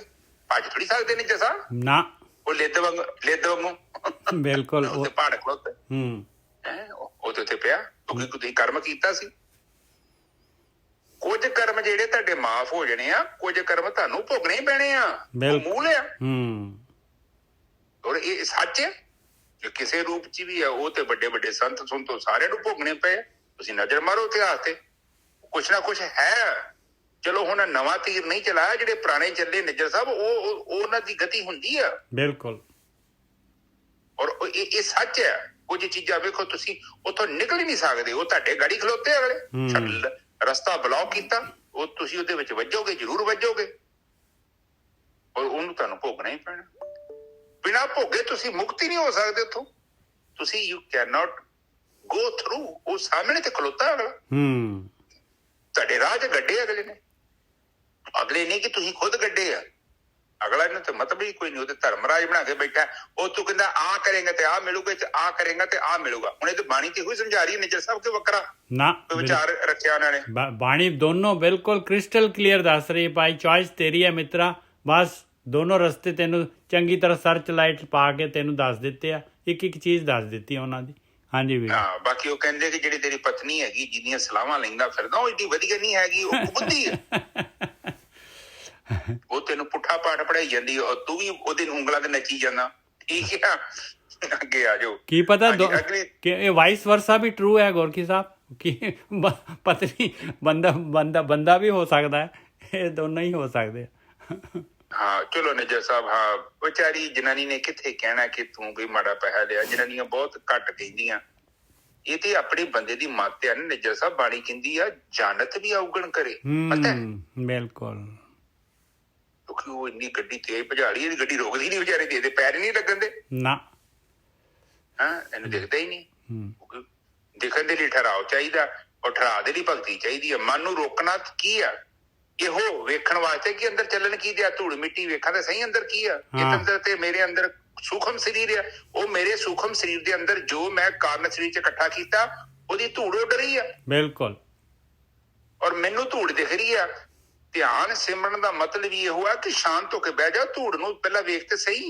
ਇਹ ਬੇਵਕੂਫਾ ਆਪਣੇ ਆਪ ਉੱਡ ਰਹੀ ਹੈ ਤੇਰੇ ਅੰਦਰ, ਕਿਉਂਕਿ ਤੂੰ ਪਹਿਲਾਂ ਸਫ਼ਰ ਕਰਕੇ ਆ ਚੁੱਕਿਆ। ਜਿੱਦਾਂ ਤੇਰੀ ਗੱਡੀ, ਤੁਸੀਂ 200-250 ਕਿਲੋਮੀਟਰ ਸਫ਼ਰ ਕੀਤਾ ਹੋਵੇ, ਕਿੱਦਾਂ ਗੱਡੀ ਤੇ ਘੱਟਾ, ਮਿੱਟੀ, ਖੇ ਤੇ ਗੰਦ ਪੈ ਜਾਂਦਾ, ਉਸੇ ਤਰ੍ਹਾਂ ਤੇਰਾ ਕਾਰਨ ਸਰੀਰ ਲਿਬੜਿਆ। ਹੁਣ ਤੈਨੂੰ ਘੱਟਾ, ਮਿੱਟੀ ਦਿਖਾਈ ਦੇ ਰਹੀ ਹੈ। ਹੁਣ ਜਦੋਂ ਹੌਲੀ ਹੌਲੀ ਵੇਖੇਗਾ ਤੈਨੂੰ ਪਤਾ ਲੱਗੂਗਾ ਇਹ ਤੇ ਮਿੱਟੀ ਹੈ, ਇਹ ਮੇਰਾ ਹਿੱਸਾ ਹੈ ਹੀ ਨਹੀਂ, ਇਹ ਗੱਡੀ ਦਾ ਕੋਈ ਹਿੱਸਾ ਹੀ ਨਹੀਂ ਹੈਗੇ। ਗੱਡੀ ਦਾ ਹਿੱਸਾ ਕੀ, ਕਿੱਦਾਂ ਪਤਾ ਲੱਗੂ? ਕਹਿੰਦੇ ਕਾਰ ਵਾਚ ਚ ਖੜੋ, ਗੱਡੀ ਨੂੰ ਧੋ ਲਓ ਤੇ ਗੱਡੀ ਤੈਨੂੰ ਪਤਾ ਲੱਗ ਜਾਊਗਾ। ਮਿੱਟੀ ਤੇ ਗੱਡੀ ਦਾ ਹਿੱਸਾ ਹੀ ਨਹੀਂ ਹੈ। ਇਸੇ ਹੀ ਤਰ੍ਹਾਂ ਤੁਸੀਂ ਭਗਤੀ ਕਰੋਗੇ ਤੇ ਇਹ ਜਿਹੜੇ ਤੁਹਾਡੇ ਵਿਚਾਰ ਆ, ਇੱਕ ਧੂੜ ਮਿੱਟੀ ਹੈਗੀ, ਹੋਰ ਕੀ ਹੈ। ਇਹ ਜਦੋਂ ਬਹਿ ਗਏ ਉਹਨੇ ਧੋ ਦੇਣੇ, ਧਿਆਨ ਸਿਮਰਨੇ, ਮਨ ਰੁਕਦੇ ਰੁਕਦੇ ਰੁਕਦੇ ਰੁਕਦੇ ਹੌਲੀ ਹੌਲੀ ਕਰਕੇ ਸਾਰੀ ਡਸਟ ਸਾਈਡ ਤੇ ਹੋ ਜਾਣੀ ਆ, ਤੁਹਾਨੂੰ ਦਿਖਣ ਡਿਆ ਪੈਣਾ। ਫਿਰ ਬਾਣੀ ਚ ਕਿਹਾ ਵਾ, ਇਹ ਮਨ ਆਰ ਸੀ ਕੋਈ ਵਿਰਲਾ ਦੇਖੇ। ਮਨ ਤੇਰਾ ਸ਼ੀਸ਼ਾ ਹੈ, ਪਰ ਨਿਜਸਾ ਵੀ ਇਹਨੂੰ ਕੋਈ ਵਿਰਲਾ ਹੀ ਵਹਿੰਦਾ। ਇਹਦੇ ਵੱਲ ਤੇ ਧਿਆਨ ਨਹੀਂ ਕੋਈ ਮਾਰਦਾ ਕਿ ਅੰਦਰ ਮੇਰੀ ਸ਼ੀਸ਼ੇ 'ਚ ਗਲਤ ਚੀਜ਼ਾਂ ਪ੍ਰਗਟ ਹੋ ਰਹੀਆਂ। ਉਹਦੇ ਜੋ ਵੀ ਹੋ ਰਹੀਆਂ ਆਪਾਂ ਨੂੰ ਯਥਾਰਥ ਸੱਚ ਸਮਝ ਲੈਂਦੇ ਆ ਔਰ ਆਪਾਂ ਮੰਨ ਲੈਂਦੇ ਆ। ਮੋਸਟਲੀ ਤੁਸੀਂ ਵੇਖੋ ਕਈ ਗੱਲਾਂ ਨੇ ਜਿਹੜੀਆਂ ਸਾਡਾ ਅਨੁਭਵ ਹੀ ਨਹੀਂ, ਪਰ ਅਸੀਂ ਮੰਨ ਲਈਆਂ, ਅਸੀਂ ਸੋਚਦੇ ਹਾਂ ਬਿਲਕੁਲ ਸਹੀ ਹੋ, ਔਰ ਉਹਨਾਂ ਨੂੰ ਚੇਂਜ ਕਰਨ ਨੂੰ ਤਿਆਰ ਨਹੀਂ ਆ। ਲੋਕੀ ਕਹਿੰਦੇ ਵੀ ਆ ਇਹ ਚੀਜ਼ ਸਹੀ ਨਹੀਂ ਆ, ਆਪਾਂ ਕਹਿੰਦੇ ਹਾਂ ਨਾ ਜਾ, ਤੂੰ ਕੌਣ ਹੁੰਦਾ ਮੈਨੂੰ ਕਹਿਣ ਵਾਲਾ। ਉਸੇ ਟਾਈਮ ਹੀ ਆਪਾਂ ਆਪਣੀ ਈਗੋ ਪ੍ਰਗਟ ਕਰ ਦਿੰਦੇ ਆ। ਜੇ ਉਹ ਸਾਡੇ ਤੋਂ ਕਮਜ਼ੋਰ ਹੈ, ਅਸੀਂ ਉਹਦੇ ਉੱਤੇ ਦਬਾਅ ਪਾਉਂਦੇ ਆ, ਉਹਨੂੰ ਝੁਕਾਉਣ ਦੀ ਕੋਸ਼ਿਸ਼ ਕਰਦੇ ਆ ਕਿ ਤੂੰ ਮੈਨੂੰ ਨਾ ਕੁਛ ਕਹਿ, ਮੈਂ ਜੋ ਵੀ ਕਰ ਰਿਹਾ ਮੈਂ ਬਿਲਕੁਲ ਪਰਫੈਕਟ ਹਾਂ, ਮੈਨੂੰ ਪਤਾ ਹੈ। ਪਰ ਪ੍ਰੋਬਲਮ ਤੇ ਇਹ ਹੈ ਕਿ ਕਈ ਗੱਲਾਂ ਦਾ ਸਾਨੂੰ ਪਤਾ ਹੀ ਨਹੀਂ ਆ, ਪਰ ਅਸੀਂ ਸਮਝ ਬੈਠੇ ਹਾਂ ਕਿ ਸਾਨੂੰ ਪਤਾ ਹੈ। ਉਹੀ ਅਗਿਆਨ ਹੈ, ਉਹੀ ਅਵਿਦਿਆ। ਹੁਣ ਦੇਖੋ ਅਗਲੇ ਬੰਨੇ ਨਜ਼ਰ ਸਾਹਿਬ ਚੱਲੀਏ। ਮਨਮੁੱਖਾਂ ਦੇ ਸਿਰ ਜੋਰਾਂ ਅਮਰ ਹੈ, ਨਿਤ ਦੇਵੇਂ ਭਲਾ। ਉਹਨਾਂ ਦੇ ਸਿਰ ਤੇ ਜੋਰਾਂ ਅਮਰ ਆ, ਜੋਰਾਂ ਦਾ ਹੁਕਮ ਚੱਲਦਾ ਹੈ, ਔਰ ਉਹਨਾਂ ਨੂੰ ਲਿਆ ਕੇ ਜੋ ਵੀ ਕਮਾਈ ਕਰਦਾ ਹੈ ਇਨਸਾਨ, ਫੱਟ ਦੇਣੀ ਲਿਆ ਕੇ ਉਹਨਾਂ ਦੇ ਹੱਥ 'ਤੇ ਧਰ ਦਿੰਦਾ। ਨਿਤ ਦੇਵੇਂ ਭਲਾ, ਨਿੱਤ ਦਾ ਕੰਮ ਆ। ਜੋਰਾਂ ਦਾ ਆਖਿਆ ਪੁਰਖ ਕਮਾਉਂਦੇ ਸੇ ਅਪਵਿੱਤ ਅਮੇਧ ਖਲਾ। ਜਿਹੜੇ ਵੀ ਇਨਸਾਨ ਜਿਹੜੇ ਹੈਗੇ ਗੁਰੂ ਦੀ ਮੱਤ ਨਹੀਂ ਲੈਂਦੇ ਅਤੇ ਆਪਣੀ ਮਨ ਦੇ ਪਿੱਛੇ ਚੱਲਦੇ ਆ, ਮਨ ਜਿਹੜਾ ਜ਼ੋਰਾਂ ਦੇ ਪਿੱਛੇ ਚੱਲਦਾ ਹੈ, ਜ਼ੋਰਾਂ ਜਿਹੜੀਆਂ ਜੋ ਕਹਿੰਦੀਆਂ ਆ ਉਹ ਕਮਾਉਂਦੇ ਆ, ਅਤੇ ਕਹਿੰਦੇ ਉਹ ਤਾਂ ਫਿਰ ਅਪਵਿੱਤਰ ਹੈਗੇ ਭਾਈ। ਉਹ ਜਿਹੜੇ ਹੈਗੇ ਉਹ ਉਹਨਾਂ ਕੋਲ ਬੁੱਧੀਮਾਨ ਨਹੀਂ ਹੈਗੇ ਭਾਈ, ਉਹ ਕੁਬੁੱਧੀ ਵਾਲੇ ਹੈਗੇ। ਅਮੇਧ ਖਲਾ ਕਹਿੰਦੇ ਖਲ ਮੂਰਖ ਹੈਗੇ। ਕਾਮ ਵਿਆਪੇ ਕੁਸੁੱਧ ਨਰ ਸੇ ਜੋਰਾਂ ਪੁੱਛ ਚੱਲਾ। ਕਹਿੰਦੇ ਉਹਨਾਂ ਦੀ ਪ੍ਰੋਬਲਮ ਕੀ ਹੈ? ਕਹਿੰਦੇ ਕਾਮ ਵਾਸਨਾ ਹੈਗੀ ਆ, ਉਹਨਾਂ ਨੂੰ ਕਾਮ ਦੀ ਪੂਰਤੀ ਹੁੰਦੀ ਆ, ਕੁਸੁੱਧ ਰਹਿੰਦੇ ਆ, ਸ਼ੁੱਧ ਨਹੀਂ ਹੈਗੇ। ਨਰ ਜੋਰਾਂ ਨੂੰ ਪੁੱਛ ਕੇ ਚੱਲਦੇ ਆ। ਹਾਂਜੀ ਵੀਰ ਜੀ। ਹਾਂਜੀ ਠੀਕ ਹੈ ਜੀ। ਉਹ ਕਹਿੰਦੇ ਆ ਕਿ ਵੈਸੇ ਵੀ ਕਾਮ ਦੇ ਵਿੱਚ 95% ਲੋਕ ਬੈਠੇ, ਕਿਉਂਕਿ ਪ੍ਰਕਿਰਤੀ ਉਹਦੇ ਸਿਰ ਤੇ ਚੱਲਣੀ, ਉਦਾਂ ਤੇ ਪ੍ਰਕਿਰਤੀ ਚੱਲ ਨਹੀਂ ਸਕਦੀ। ਇਸ ਕਰਕੇ ਕੋਈ ਵੀ ਦਰਖਤ ਆ, ਉਹ ਜਦੋਂ ਉਹਦਾ ਫਲ ਡਿੱਗਦਾ ਹੈ, ਦਰਖਤ ਚਾਹੁੰਦਾ ਕਿ ਮੇਰਾ ਫਲ ਕਿਸੇ ਤਰੀਕੇ ਨਾਲ ਮੇਰੀ ਜਿਹੜੀ ਸ਼ੈਡੋ ਆ, ਮੇਰਾ ਪਰਛਾਵਾਂ ਵਾ, ਉੱਥੋਂ ਦੂਰ ਚੱਲ ਜੇ, ਕਿਉਂਕਿ ਥੱਲੇ ਉੱਗ ਨਹੀਂ ਸਕਦਾ। ਇਸੇ ਹੀ ਤਰ੍ਹਾਂ ਜਿਹੜੀ ਪ੍ਰਕਿਰਤੀ ਹੈ, ਦੇਖੋ ਸਭ ਤੋਂ ਪਹਿਲਾਂ ਬੰਦਾ ਜਿਹੜਾ ਵਾ ਉਹ ਉਸ ਚੀਜ਼ ਨੂੰ ਚਾਲੂ ਕਰਨਾ ਚਾਹੁੰਦਾ ਹੈ, ਉਹ ਸੰਸਾਰ ਨੂੰ ਅੱਗੇ ਵਧਾਉਣਾ ਚਾਹੁੰਦਾ ਹੈ। ਉੱਥੋਂ ਹੀ ਤੇ ਸੰਸਾਰ ਚੱਲਣਾ ਹੈ, ਕਿਉਂਕਿ ਪ੍ਰਕਿਰਤੀ ਨੇ ਇੱਕ ਐਸੀ ਘੁੰਡੀ ਫਸਾ ਕੇ ਰੱਖੀ ਹੈ ਕਿ ਤੁਹਾਡੀ ਸੁਰਤੀ ਉੱਥੋਂ ਉੱਠ ਨਹੀਂ ਸਕਦੀ।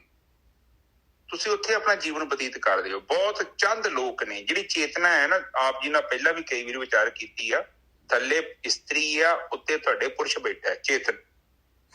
ਜਿਹੜੀ ਤੁਹਾਡੀ ਸੁਰਤੀ ਆ ਉਹਨੂੰ ਇਸਤਰੀ ਥੱਲੇ ਖਿੱਚ ਲੈਂਦੀ ਆ ਪ੍ਰਕਿਰਤੀ।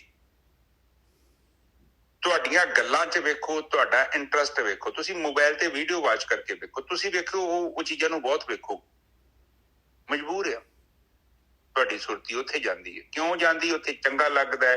ਕੋਈ ਐਸਾ ਇਸ਼ਤਿਹਾਰ ਵੇਖੋਗੇ, ਐਸੇ ਫੋਟੋਆਂ ਵੇਖੋਗੇ, ਕਿਉਂਕਿ ਵਧੋ ਵਧੀ ਹੀ ਤੁਹਾਡੀ ਉਹ ਸੁਰਤੀ ਨੂੰ ਖਿੱਚਦੀਆਂ ਨੇ, ਕਿਉਂਕਿ ਇੱਥੇ ਖੁਰਾਕ ਪਈ ਹੈ ਔਗੁਣਾਂ ਦੀ।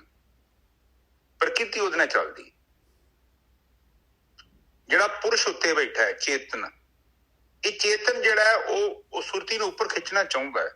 ਔਰ ਜਿਹੜੀ ਪ੍ਰਕਿਰਤੀ ਹੈ ਇਹ ਪਾਵਰਫੁਲ ਹੈ। ਦੇਖੋ ਉੱਪਰ ਚੀਜ਼ ਭੇਜਣੀ ਔਖੀ ਆ, ਥੱਲੇ ਚੀਜ਼ ਭੇਜਣੀ ਬਹੁਤ ਆਸਾਨ ਹੈ। ਨਿਜਰ ਸਾਹਿਬ ਬਿਲਕੁਲ ਸਹੀ ਗੱਲ ਹੈ। ਇਸ ਕਰਕੇ ਤੁਹਾਡੀ ਸੁਰਤੀ ਥੱਲੇ ਡਿੱਗ ਜਾਂਦੀ ਹੈ, ਉੱਪਰ ਨਹੀਂ ਜਾਂਦੀ। ਉੱਪਰ ਫਿਰ ਦਰਵਾਜ਼ੇ ਨੇ, ਤੁਹਾਡਾ ਨਾਭੀ ਚੱਕਰ, ਤੁਹਾਡਾ ਹਿਰਦੇ ਚੱਕਰ, ਤੁਹਾਡਾ ਗਲੇ ਵਾਲਾ ਚੱਕਰ, ਫਿਰ ਤੁਹਾਡਾ ਤ੍ਰਿਕੋਟੀ, ਫਿਰ ਉੱਪਰ ਜਾ ਕੇ ਸਹਸਰਾ ਚੱਕਰ। ਕਿੰਨੇ ਚੱਕਰਾਂ ਦੇ ਵਿੱਚੋਂ ਤੁਹਾਨੂੰ ਲੰਘ ਕੇ ਤੁਹਾਨੂੰ ਉੱਪਰ ਜਾਣਾ ਪੈਂਦਾ। ਇਹ ਸਾਰੇ ਚੱਕਰ ਵਿੰਨਣੇ ਪੈਣੇ ਆ, ਔਰ ਇਹਨਾਂ ਨੂੰ ਤੁਹਾਨੂੰ ਵਿੰਨੇ ਤੋਂ ਬਿਨਾਂ ਤੁਹਾਨੂੰ ਮੁਕਤੀ ਨਹੀਂ ਮਿਲ ਸਕਦੀ। ਇਹ ਜਦੋਂ ਵਿੰਨੇ ਜਾਂਦੇ ਆ ਨਾ, ਤੁਹਾਡਾ ਸਰੀਰ ਬਹੁਤ ਕੰਬੂਗਾ, ਬੜਾ ਸਰੀਰ ਐ ਕੰਬਦਾ, ਵਾਈਬ੍ਰੇਸ਼ਨ ਕਰਦਾ ਹੈ। ਔਰ ਕਿਸੇ ਤਰੀਕੇ ਨਾਲ ਤੁਸੀਂ ਔਖੇ ਸੌਖੇ ਹੋ ਕੇ ਭਗਤੀ ਕਰਕੇ ਇਸ ਪ੍ਰਾਣ ਊਰਜਾ ਨੂੰ ਉੱਪਰ ਲੈ ਗਏ, ਗੱਲ ਖਤਮ ਹੋ ਗਈ। ਉੱਪਰ ਜਦੋਂ ਮਿਲਣ ਹੁੰਦਾ ਨਾ, ਥੱਲੇ ਮਿਲਣ ਹੁੰਦਾ ਤੇ ਸੰਸਾਰ ਵੱਧਦਾ ਹੈ, ਉੱਪਰ ਮਿਲਣ ਹੁੰਦਾ ਤੇ ਤੁਸੀਂ ਮੁਕਤ ਹੋ ਜਾਂਦੇ। ਔਗੁਣਾਂ ਤੋਂ ਆਪਣੇ ਆਪ ਹੀ ਮੁਕਤ ਹੋ ਜਾਣਾ, ਕਿਉਂਕਿ ਜਿਹੜੀ એનર્ਜੀ ਹੈ ਨਾ, ਤੁਸੀਂ ਬਾਈਪਾਸ ਕਰਕੇ ਸੁਖਮਣਾ ਦੇ ਰਾਹੀਂ ਕੀ ਕੀਤਾ ਹੈ, ਉੱਪਰ ਭੇਜਦੀ ਹੈ। ਈੜਾ ਤੇ ਪਿੰਗਲਾ ਦੋ ਨਾੜੀਆਂ ਨੇ। ਇਹ ਆਪਣੇ ਬੰਦਿਆਂ ਨੂੰ ਤੁਸੀਂ ਕਹੋਗੇ ਕਹਿੰਦੇ ਜੋਗ ਮਾਤੇ, ਏਦਾਂ ਦੀ ਗੱਲ ਨਹੀਂ ਆ, ਬਾਣੀ ਦੇ ਵਿੱਚ ਸਭ ਕੁਝ ਲਿਖਿਆ। ਤੁਸੀਂ ਕਬੀਰ ਸਾਹਿਬ ਦੀ ਬਾਣੀ, ਭਗਤ ਬੈਣੀ ਦੀ ਬਾਣੀ ਸਾਰੀ ਪੜ੍ਹੋ, ਗੁਰੂ ਨਾਨਕ ਪਾਤਸ਼ਾਹ ਜੀ ਨੇ ਵੀ ਲਿਖਿਆ। ਬਿਲਕੁਲ, ਕਿਉਂਕਿ ਇਸ ਤੋਂ ਬਿਨਾਂ ਮੁਕਤ ਨਹੀਂ ਹੋ ਸਕਦੇ ਤੁਸੀਂ। ਹਾਂ ਬਿਲਕੁਲ, ਹਾਂ, ਇਹ ਸਾਰੀ ਅੰਦਰ ਦੀ ਖੇਡ ਆ, ਹਨਾ, ਕੋਈ ਇੱਧਰ ਉੱਧਰ ਦੀਆਂ ਗੱਲਾਂ ਨਹੀਂ ਆ। ਤੁਸੀਂ ਬਾਣੀ ਨਾਲ ਮਿਲਾਓਗੇ ਤੇ ਤੁਹਾਡਾ ਜਿੰਨਾ ਵੀ ਅਨੁਭਵ ਹੈ ਬਾਣੀ ਨੇ ਤਸਦੀਕ ਕਰ ਦੇਣਾ। ਠੀਕ ਹੈ। ਇਹ ਈੜਾ ਇੱਕ ਅਲੱਗ ਸ਼ਕਤੀ ਆ, ਪਿੰਗਲਾ ਇੱਕ ਅਲੱਗ ਸ਼ਕਤੀ ਆ। ਈੜਾ ਦਾ ਮਤਲਬ ਠੰਡੀ ਤੇ ਪਿੰਗਲਾ ਦਾ ਮਤਲਬ ਗਰਮ। ਇਹ ਦੋਨੋਂ એનર્ਜੀਆਂ ਨੇ। ਸਭ ਤੋਂ ਪਹਿਲਾਂ ਜਿਹੜੀ ਤੁਹਾਨੂੰ ਸਮਾਧੀ ਮਿਲਦੀ ਆ, ਈੜਾ ਨਾੜੀ ਦੀ ਸਮਾਧੀ ਮਿਲਦੀ ਆ। ਪਿੰਗਲਾ ਦੀ ਸਮਾਧੀ ਤੁਹਾਨੂੰ ਅੱਗੇ ਚੱਲ ਕੇ ਮਿਲਣੀ ਆ, ਕਿਉਂਕਿ ਪਿੰਗਲਾ ਦੀ ਸਮਾਧੀ ਜਿਹੜੀ ਆ ਕਾਫੀ ਪਾਵਰਫੁਲ ਹੁੰਦੀ ਆ, ਕਿਉਂਕਿ ਉਹ ਗਰਮ ਨਾੜੀ ਆ। ਈੜਾ ਜਿਹੜੀ ਹੈ ਠੰਡੀ ਨਾੜੀ ਆ। ਇਹ ਵਿਚਾਰ ਸ਼ਕਤੀ ਦਾ ਜਨਮ ਜਿਹੜਾ ਈੜਾ ਚ ਹੁੰਦਾ ਹੈ। ਸੰਸਕਾਰ ਜਿਹੜੇ ਨਸ਼ਟ ਕਰਨੇ ਉਹ ਪਿੰਗਲਾ ਨੇ ਹੀ ਕਰਨੇ ਆ। ਨਜਰ ਸਾਹਿਬ, ਇਹ ਪੁਆਇੰਟ ਜੇ। ਬਿਲਕੁਲ ਬਿਲਕੁਲ, ਆਗ ਹੀ ਸਾੜੂਗੀ ਕੋਈ ਸੰਸਕਾਰ ਦਾ। ਹਾਂ, ਚੀਜ਼ ਨੂੰ ਭਸਮ ਕਰਨਾ, ਨਸ਼ਟ ਕਰ ਦੇਣਾ, ਉਹ ਪਿੰਗਲਾ ਦਾ ਕੰਮ ਹੈ। ਔਰ ਪਿੰਗਲਾ ਦੀ ਸਮਾਧੀ ਜਦੋਂ ਤੁਹਾਨੂੰ ਮਿਲੀ ਨਾ, ਤੁਹਾਨੂੰ ਪਤਾ ਲੱਗੂਗਾ ਬਹੁਤ ਪਾਵਰਫੁਲ ਸਮਾਧੀ ਹੈ। ਐ ਸਰੀਰ ਦੇ ਅੰਦਰ ਚੂਸ ਲੈਂਦੀ ਹੈ ਸ਼ਕਤੀ,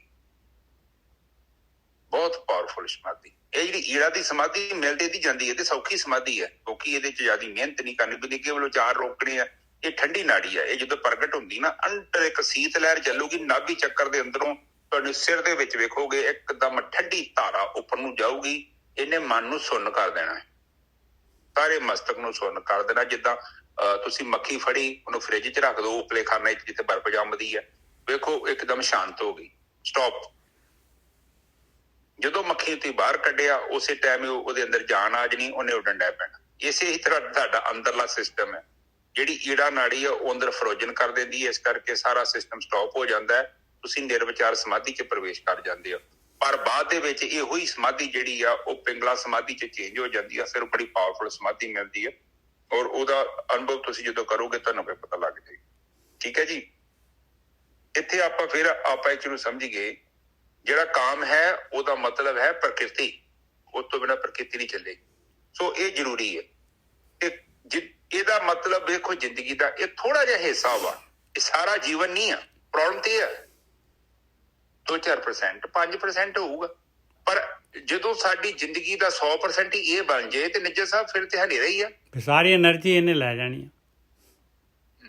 ਕੋਈ ਚੀਜ਼ ਹੈ ਤੁਹਾਡੀ ਜ਼ਿੰਦਗੀ ਦੀ, ਉਹ ਕੋਈ ਉਹਨੂੰ ਵੰਡੋ ਨਾ, ਉਹਨੂੰ ਕੈਟਾਗਰੀਜ਼ ਕਰੋ। 5% ਆ, 10% ਆ, 20% ਆ। ਕੋਈ ਵੀ ਜ਼ਿੰਦਗੀ ਦੀ ਸਾਡੀ ਚੀਜ਼ 100% ਨਹੀਂ ਹੈ। ਉਹ ਬੜਾ ਕੁਝ ਵੱਖੋ ਵੱਖ ਸਿਸਟਮ ਹੈਗਾ ਹੈ। ਔਰ ਜਦੋਂ ਤੁਸੀਂ ਇਹ ਸਿਸਟਮ ਨੂੰ ਸਮਝੋਗੇ ਤੁਹਾਨੂੰ ਆਪੇ ਪਤਾ ਲੱਗ ਜਾਊਗਾ। ਹਾਂਜੀ, ਅਗਲੇ ਬੰਨੇ ਚਲੀਏ ਨਿੱਜਰ ਸਾਹਿਬ। हाँ, काम व्यापे कुसुद नर जे जोरा पुछ चला, सतगुर के आखे जो चले सो सतपुरख पल भला। हाँ लो, कहते ज्ञान लो गुरु कोलों, गुरु के अनुसार चलो ते भले हो जाओगे भाई। पल भला, भले तो भला कहते, सतपुरख हो जाओगे भाई। वो मालक परमात्मा वर्गे सत आ जाएगा जीवन दे विच, सच आ जाएगा। हाँ जी वीर जी। ਹਾਂਜੀ, ਬਿਲਕੁਲ ਠੀਕ ਹੈ ਜੀ। ਤੁਸੀਂ ਗਿਆਨ ਲੈ ਲਓ। ਹੁਣ ਗੁਰੂ ਤੇ ਗਏ ਕਹਿੰਦੇ ਆ ਕਿ ਤੁਸੀਂ ਹੱਥ ਪੱਲਾ ਮਾਰੋ ਤੇ ਭਗਤੀ ਕਰੋ, ਹਾਂ, ਤੇ ਆਟੋਮੈਟਿਕਲੀ ਤੁਸੀਂ ਸੱਚੇ ਹੋ ਜਾਓਗੇ।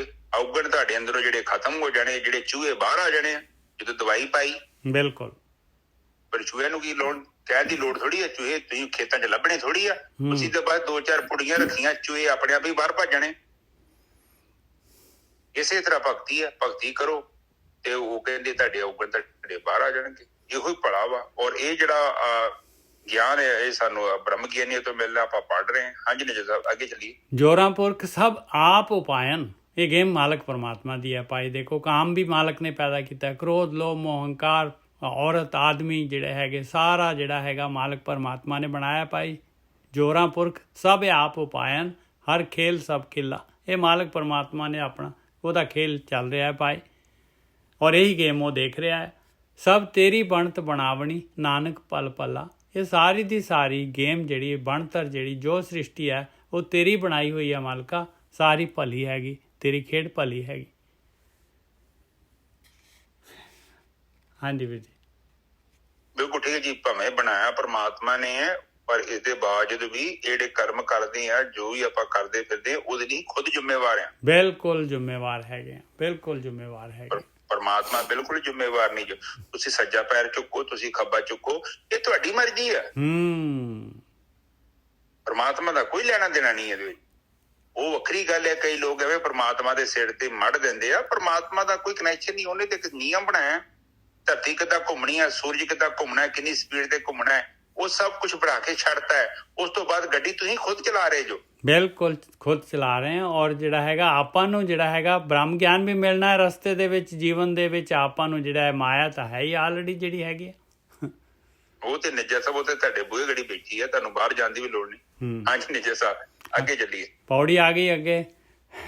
ਤੂੰ ਵੇ ਪਰਵਾਹ ਅਥਾਹ ਹੈ, ਅਤੁਲ ਕਿਉਂ ਤੁਲੀਏ। ਕਹਿੰਦੇ ਤੂੰ ਤਾਂ ਮਾਲਕਾ, ਤੂੰ ਤਾਂ ਬੇਪਰਵਾਹ ਹੈ, ਤੈਨੂੰ ਕੋਈ ਪਰਵਾਹ ਨਹੀਂ ਹੈ। ਗੇਮ ਚੱਲ ਰਹੀ ਆ, ਜੀਵ ਜਿਹੜੇ ਹੈਗੇ ਇਹ ਪੂਰੇ ਇਹਦੇ ਗੇਮ ਦੇ ਵਿੱਚ ਹੈਗੇ ਭਾਈ। ਸਾਰੇ ਦੇ ਸਾਰੇ ਖੇਤ ਦੇ ਵਿੱਚ ਜੋ ਬੀਜਦੇ ਆ, ਫੈਸਲਾ ਹੁੰਦਾ, ਜੂਨਾਂ ਚੱਲ ਰਹੀਆਂ, ਸਾਰੀ ਸ੍ਰਿਸ਼ਟੀ ਆਪਣੇ ਆਪ ਚੱਲ ਰਹੀ ਹੈ ਭਾਈ।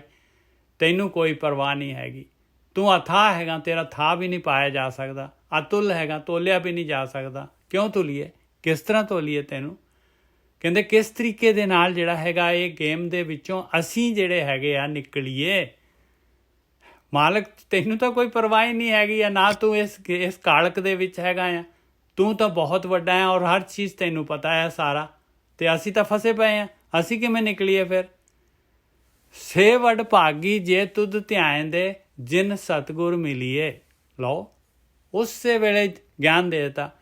ਕਹਿੰਦੇ ਭਾਈ ਬ੍ਰਹਮ ਗਿਆਨੀਆਂ ਨੂੰ ਮਿਲੋ ਭਾਈ, ਵੱਡੇ ਭਾਗਾਂ ਵਾਲੇ ਹੋ ਜਾਓ, ਧਿਆਨ ਸਿਮਰਨ ਕਰੋ। ਜਿਹੜੇ ਧਿਆਨ ਸਿਮਰਨ ਕਰਦੇ ਵੱਡੇ ਭਾਗਾਂ ਵਾਲੇ ਹੋ ਜਾਂਦੇ, ਜਿਨ੍ਹਾਂ ਨੂੰ ਸਤਿਗੁਰੂ, ਜਿਨ੍ਹਾਂ ਨੂੰ ਸਹੀ ਗਾਈਡ ਮਿਲ ਜਾਂਦੇ ਆ। ਸਤਿਗੁਰ ਕੀ ਬਾਣੀ ਸਤ ਸਰੂਪ ਹੈ। ਕਹਿੰਦੇ ਪਰਮਾਤਮਾ ਜਿਹੜਾ ਹੈਗਾ ਉਹ ਨਹੀਂ ਦਿਸਦਾ, ਪਰਮਾਤਮਾ ਨਹੀਂ ਦਿਸਦਾ ਭਾਈ, ਪਰ ਪਰਮਾਤਮਾ ਦਿਸਦਾ ਆ। ਸਤਿਗੁਰੂ ਦੀ ਜਿਹੜੀ ਬਾਣੀ ਹੈਗੀ ਆ, ਇਹ ਬਾਣੀ ਸਤ ਸਰੂਪ ਹੈ। ਇਹ ਪਰਮਾਤਮਾ ਦਾ ਹੀ ਸਰੂਪ ਹੈਗੀ ਆ ਭਾਈ, ਇਹ ਮਾਲਕ ਦਾ ਹੀ ਸਰੂਪ ਹੈਗੀ ਆ। ਮਾਲਕ ਦਾ ਪੰਜਾਂ ਉਹਦੇ ਵਿੱਚ ਜਿਹੜਾ ਹੈਗਾ, ਤਿੰਨਾਂ ਗੁਣਾਂ ਦੇ ਵਿੱਚ ਇਹ ਜਿਹੜੀ ਹੈਗੀ ਆ, ਪੰਜਾਂ ਤੱਤਾਂ ਦੀ ਰਚਨਾ ਦੇ ਵਿੱਚ ਪਰਮਾਤਮਾ ਦਾ ਹੀ ਸਰੂਪ ਹੈਗੀ ਆ ਬਾਣੀ। ਸਤਿਗੁਰ ਕੀ ਬਾਣੀ ਸਤ ਸਰੂਪ ਹੈ। ਕੀ ਕਰੀਏ ਭਾਈ ਫਿਰ ਇਸ ਬਾਣੀ ਨੂੰ। ਗੁਰਬਾਣੀ ਬਣੀਏ। ਕਹਿੰਦੇ ਇਹਦਾ ਪਾਠ ਹੀ ਨਾ ਕਰੀ ਜਾਓ, ਇਹਨੂੰ ਨੰਗਾਏ ਨਾ ਜਾਓ। ਇਹ ਜੋ ਕਹਿ ਰਹੀ ਆ ਉਹ ਬਣੋ। ਉਹ ਆਪਣੇ ਅੰਦਰ ਬਾਣੀ ਦੇ ਹਿਸਾਬ ਦੇ ਨਾਲ ਚੇਂਜਸ ਲੈ ਕੇ ਆਓ। ਸਤਿਗੁਰ ਕੀ ਬਾਣੀ ਸਤ ਸਰੂਪ ਹੈ, ਗੁਰਬਾਣੀ ਬਣੀਏ। ਬਾਕੀ ਜਿਹੜੇ ਸਤਿਗੁਰ ਕੀ ਰੀਸੇ ਹੋਰ ਕੱਚ ਪਿੱਚ ਬੋਲਦੇ, ਸੇ ਕੁੜਿਆਰ ਕੂੜੇ ਝੜ ਪੜੀਏ। ਲਓ ਹੋਰ ਆ ਗਏ ਸਤਿਗੁਰੂ ਹੁਣ ਜਿਹੜੇ ਹੈਗੇ ਸੋ ਕਾਲਡ ਬ੍ਰਹਮ ਗਿਆਨੀ, ਰੀਸ ਕਰਨ ਲੱਗ ਗਏ ਬ੍ਰਹਮ ਗਿਆਨੀਆਂ ਦੀ। ਕੱਚ ਪਿੱਚ ਬੋਲਦੇ ਆ, ਕਹਿੰਦੇ ਉਹ ਤਾਂ ਭਾਈ ਕੂੜੇ ਹੈਗੇ, ਕੁੜਿਆਰ ਕੂੜੇ। ਉਹਨਾਂ ਨੇ ਝੜ ਪੈਣਾ ਹੈ ਭਾਈ। ਉਹਨਾਂ ਅੰਦਰ ਹੋਰ ਮੁਖ ਹੋਰ ਹੈ, ਬਿਖ ਮਾਇਆ ਨੂੰ ਝੱਖ ਮਰਦੇ ਕੜੀਏ। ਕਹਿੰਦੇ ਉਹਨਾਂ ਦੇ ਅੰਦਰ ਹੋਰ ਕੁਛ ਆ, ਭਗਤੀ ਨਹੀਂ ਹੈ, ਮਾਲਕ ਪਰਮਾਤਮਾ ਵੱਲ ਦੀ ਯਾਤਰਾ ਨਹੀਂ ਹੈਗੀ, ਆਤਮ ਯਾਤਰਾ ਨਹੀਂ ਹੈਗੀ। ਉਹਨਾਂ ਦੇ ਅੰਦਰ ਮਾਇਆ ਹੈਗੀ, ਬਿਖ ਹੈਗੀ, ਤੇ ਬਿਖ ਦੇ ਪਿੱਛੇ ਚੱਲਦੇ ਉਹਨਾਂ ਨੇ ਜਿਹੜਾ ਹੈਗਾ ਝੱਖ ਮਾਰਦੇ ਜਿਹੜਾ ਹੈਗਾ ਇੱਥੇ ਹੀ ਜਿਹੜਾ ਹੈਗਾ ਕੜੀ ਜਾਣਾ ਹੈ ਭਾਈ ਜੂਨਾਂ ਦੇ ਵਿੱਚ। ਹਾਂਜੀ ਗੋਰਕੀ ਸਾਹਿਬ। ਠੀਕ ਹੈ ਸਾਧ ਸੰਗਤ ਜੀ, ਦੇਖੋ ਉੱਪਰ ਫੇਰ ਤੁਕ ਚ ਸਮਝਾਇਆ, ਤੂੰ ਬੇਪਰਵਾਹ ਅਥਾ ਹੈ, ਅਤੁਲਕ ਤੁਲਿਆ ਜਾਏ। ਯਾਰ ਉਹਨੂੰ ਕਦੀ ਟੈਨਸ਼ਨ ਹੈ, ਉਹ ਤੇ ਆਤਮਾ ਹੈ। ਬਿਲਕੁਲ। ਉਹਦੇ ਚ ਤੇ ਗੁਣ ਨਹੀਂ ਹੈਗਾ, ਉਗਣ ਨਹੀਂ ਹੈਗਾ, ਗੁਣ ਨੂੰ ਗ੍ਰਹਿਣ ਨਹੀਂ ਕਰਦਾ। ਉਹ ਦ੍ਰਿਸ਼ਟਾ ਹੈ, ਉਹਦੇ ਕਰਕੇ ਸਭ ਕੁਛ ਹੈ। ਤੇ ਫਿਰ ਉਹਨੂੰ ਕਿਹਦੇ ਨਾਲ ਤੋਲਣਾ ਹੈ। ਠੀਕ ਹੈ ਜੀ। ਫਿਰ ਅਗਲੇ ਬੰਨੇ ਕਹਿ ਰਹੇ ਨੇ ਕਿ ਸੇਵੜ ਭਾਗੀ ਜਿੱਤ ਧਿਆਈਏ, ਧਿਆਨ ਦੇ ਜਿਨ ਸਤਿਗੁਰ ਮਿਲੀਏ, ਜਿਨ੍ਹਾਂ ਨੂੰ ਸਹੀ ਗਾਈਡ ਮਿਲ ਗਏ ਆ, ਉਹੀ ਧਿਆਨ ਤੇ ਆਉਂਦੇ ਆ ਭਾਈ। ਉਹ ਤੇ ਕਹਿੰਦੇ ਆ ਕਿ ਸਤਿਗੁਰ ਦਾ ਮਤਲਬ ਕੀ ਆ ਕਿ ਉਹ ਕਹਿ ਦਿੰਦੇ ਭਰਾਵਾ ਤੂੰ ਦਾਨ ਦੂਨ ਘੱਟ ਕਰ, ਆਪਣਾ ਜੀਵਨ ਸਹੀ ਕਰ। ਹਾਂ, ਇਹ ਨਹੀਂ ਨਾ ਕਹਿ ਸਕਦੇ। ਉਹ ਕਹਿੰਦੇ ਕਿ ਦਾਨ ਦੇਈ ਜਾਂ ਜੀਵਨ ਨੂੰ ਛੱਡ ਦੇ, ਉਹਦੀ ਸਾਡੀ ਟੈਨਸ਼ਨ ਹੈ। ਪੰਗਾ ਤੇ ਉਹ ਕਹਿੰਦੇ ਆ ਕਿ ਬਈ ਗੁਰਮੁਖ ਤੇ ਬਾਣੀ ਤੇ ਕਹਿੰਦੇ ਆ ਕਿ ਬਈ ਤੂੰ ਆਪਣਾ ਜੀਵਨ ਸੈੱਟ ਕਰ, ਦਾਨ ਦੂਨ ਦੇ ਚੱਕਰਾਂ 'ਚ ਨਾ ਕਰ। ਜਿਹੜਾ ਤੂੰ ਆਪਣੇ ਨੂੰ ਧਾਰਮਿਕ ਸਮਝਦਾ ਫਿਰਦਾ, ਉਹਦੇ ਧਰਮ ਹੈ ਹੀ ਨਹੀਂ। ਬਿਲਕੁਲ, ਉਹਦੇ ਧਰਮ ਦੇ ਉਲਟ ਹੈ। ਔਰ ਤੇਰੇ ਕੋਲ ਇੰਨਾ ਪੈਸਾ ਆਇਆ ਕਿ ਤੂੰ ਹੁਣ ਕ੍ਰਿਸਚਨ ਲੋਕ ਵੇਖੋ ਕਿੱਦਾਂ ਗਰੀਬਾਂ ਦੀ ਮਦਦ ਕਰਦੇ ਆ। ਜੇ ਇਹ ਮਦਦ ਕਰਨਾ ਚਾਹੁੰਦੇ ਆ ਨਾ, ਇਹਨਾਂ ਨੂੰ ਪੁੱਛੋ ਕਿ ਤੁਸੀਂ ਫੈਕਟਰੀ ਕਿਉਂ ਨਹੀਂ ਲਾ ਦਿੰਦੇ ਲੋਕਾਂ ਨੂੰ, ਗਰੀਬੀ ਆਪੇ ਖਤਮ ਹੋ ਜੇ। ਉਹਨਾਂ ਕਹਿਣਾ ਜੇ ਗਰੀਬ ਖਤਮ ਹੋ ਗਏ ਤੇ ਫਿਰ ਦਾਨ ਕਿਹਨੂੰ ਦੇਣਾ। ਬਿਲਕੁਲ, ਦੇਖੋ ਇਹਨਾਂ ਨੇ ਵੇਖਿਆ ਕਿਤੇ, ਇਹਨਾਂ ਨੇ ਕਿਤੇ ਫੈਕਟਰੀ ਫੁਕਟਰੀ ਲਾਈ ਹੈ ਕਿ ਫੈਕਟਰੀ ਲਾ ਦੋ। ਇਹ ਗਰੀਬ ਕੰਟਰੀਆਂ 'ਚ ਜਾਂਦੇ, ਉੱਥੇ ਦਾਨ ਦੇਈ ਜਾਂਦੇ, ਉਹ ਠੀਕ ਆ। ਮੈਂ ਨਹੀਂ ਕਹਿੰਦਾ ਮਾੜੀ ਚੀਜ਼ ਆ, ਦਾਨ ਦੇਣਾ ਜ਼ਰੂਰੀ ਆ। ਪਰ ਤੁਸੀਂ ਦੇਖੋ ਨਾ, ਉਹ ਕਹਿੰਦੇ don't give A fish, teach them how to get a fish। ਉਹਨਾਂ ਦੱਸੋ ਕਿੱਦਾਂ ਇਹ ਮੱਛੀ ਕਿੱਦਾਂ ਫੜਨੀ ਹੈ। ਪਰ ਇਹਨਾਂ ਕੰਟਰੀਆਂ 'ਚ ਵੇਖੋ ਕਈ ਬੜੇ ਬੜੇ ਗਰੀਬ ਕੰਟਰੀਆਂ, ਉਹਨਾਂ ਕੋਲ ਇੰਨਾ ਤੇਲ ਹੈ, ਉੱਥੋਂ ਤੇਲ ਚੋਰੀ ਕਰ ਲਿਆਉਂਦੇ ਨੇ ਗੋਰੇ। ਵੱਡੀਆਂ ਵੱਡੀਆਂ ਕੰਪਨੀਆਂ ਨੇ ਵੇਖੋ ਇੰਨੇ ਦੀਆਂ, ਉਹ ਕੀ ਕਰਦੀਆਂ, ਉੱਥੋਂ ਤੇਲ ਚੋਰੀ ਕਰ ਲਿਆਉਂਦੇ ਨੇ। ਬੰਦੇ ਤੇ ਚਲੋ ਚੋਰੀ ਕੀਤੀ ਠੀਕ ਆ, ਵੱਡੇ ਵੱਡੇ ਦੇਸ਼ ਚੋਰੀ ਕਰ ਲੈਂਦੇ ਆ, ਦੂਜੇ ਦੇਸ਼ ਦਾ ਹੱਕ ਖਾ ਜਾਂਦੇ। ਨਜਰ ਸਾਹਿਬ ਬਿਲਕੁਲ, ਇਹ ਦੇਖੋ ਮਾਇਆ ਕਿ ਇਹਨੂੰ ਛੱਡਦੀ ਨਹੀਂ, ਐਡੀ ਮਾੜੀ ਚੀਜ਼ ਹੈ। ਚੱਲਣ ਦੀ ਹੈ ਗੁਰਬੀਰ, ਮੈਂ ਬੋਲਣ ਦਿਆਂ।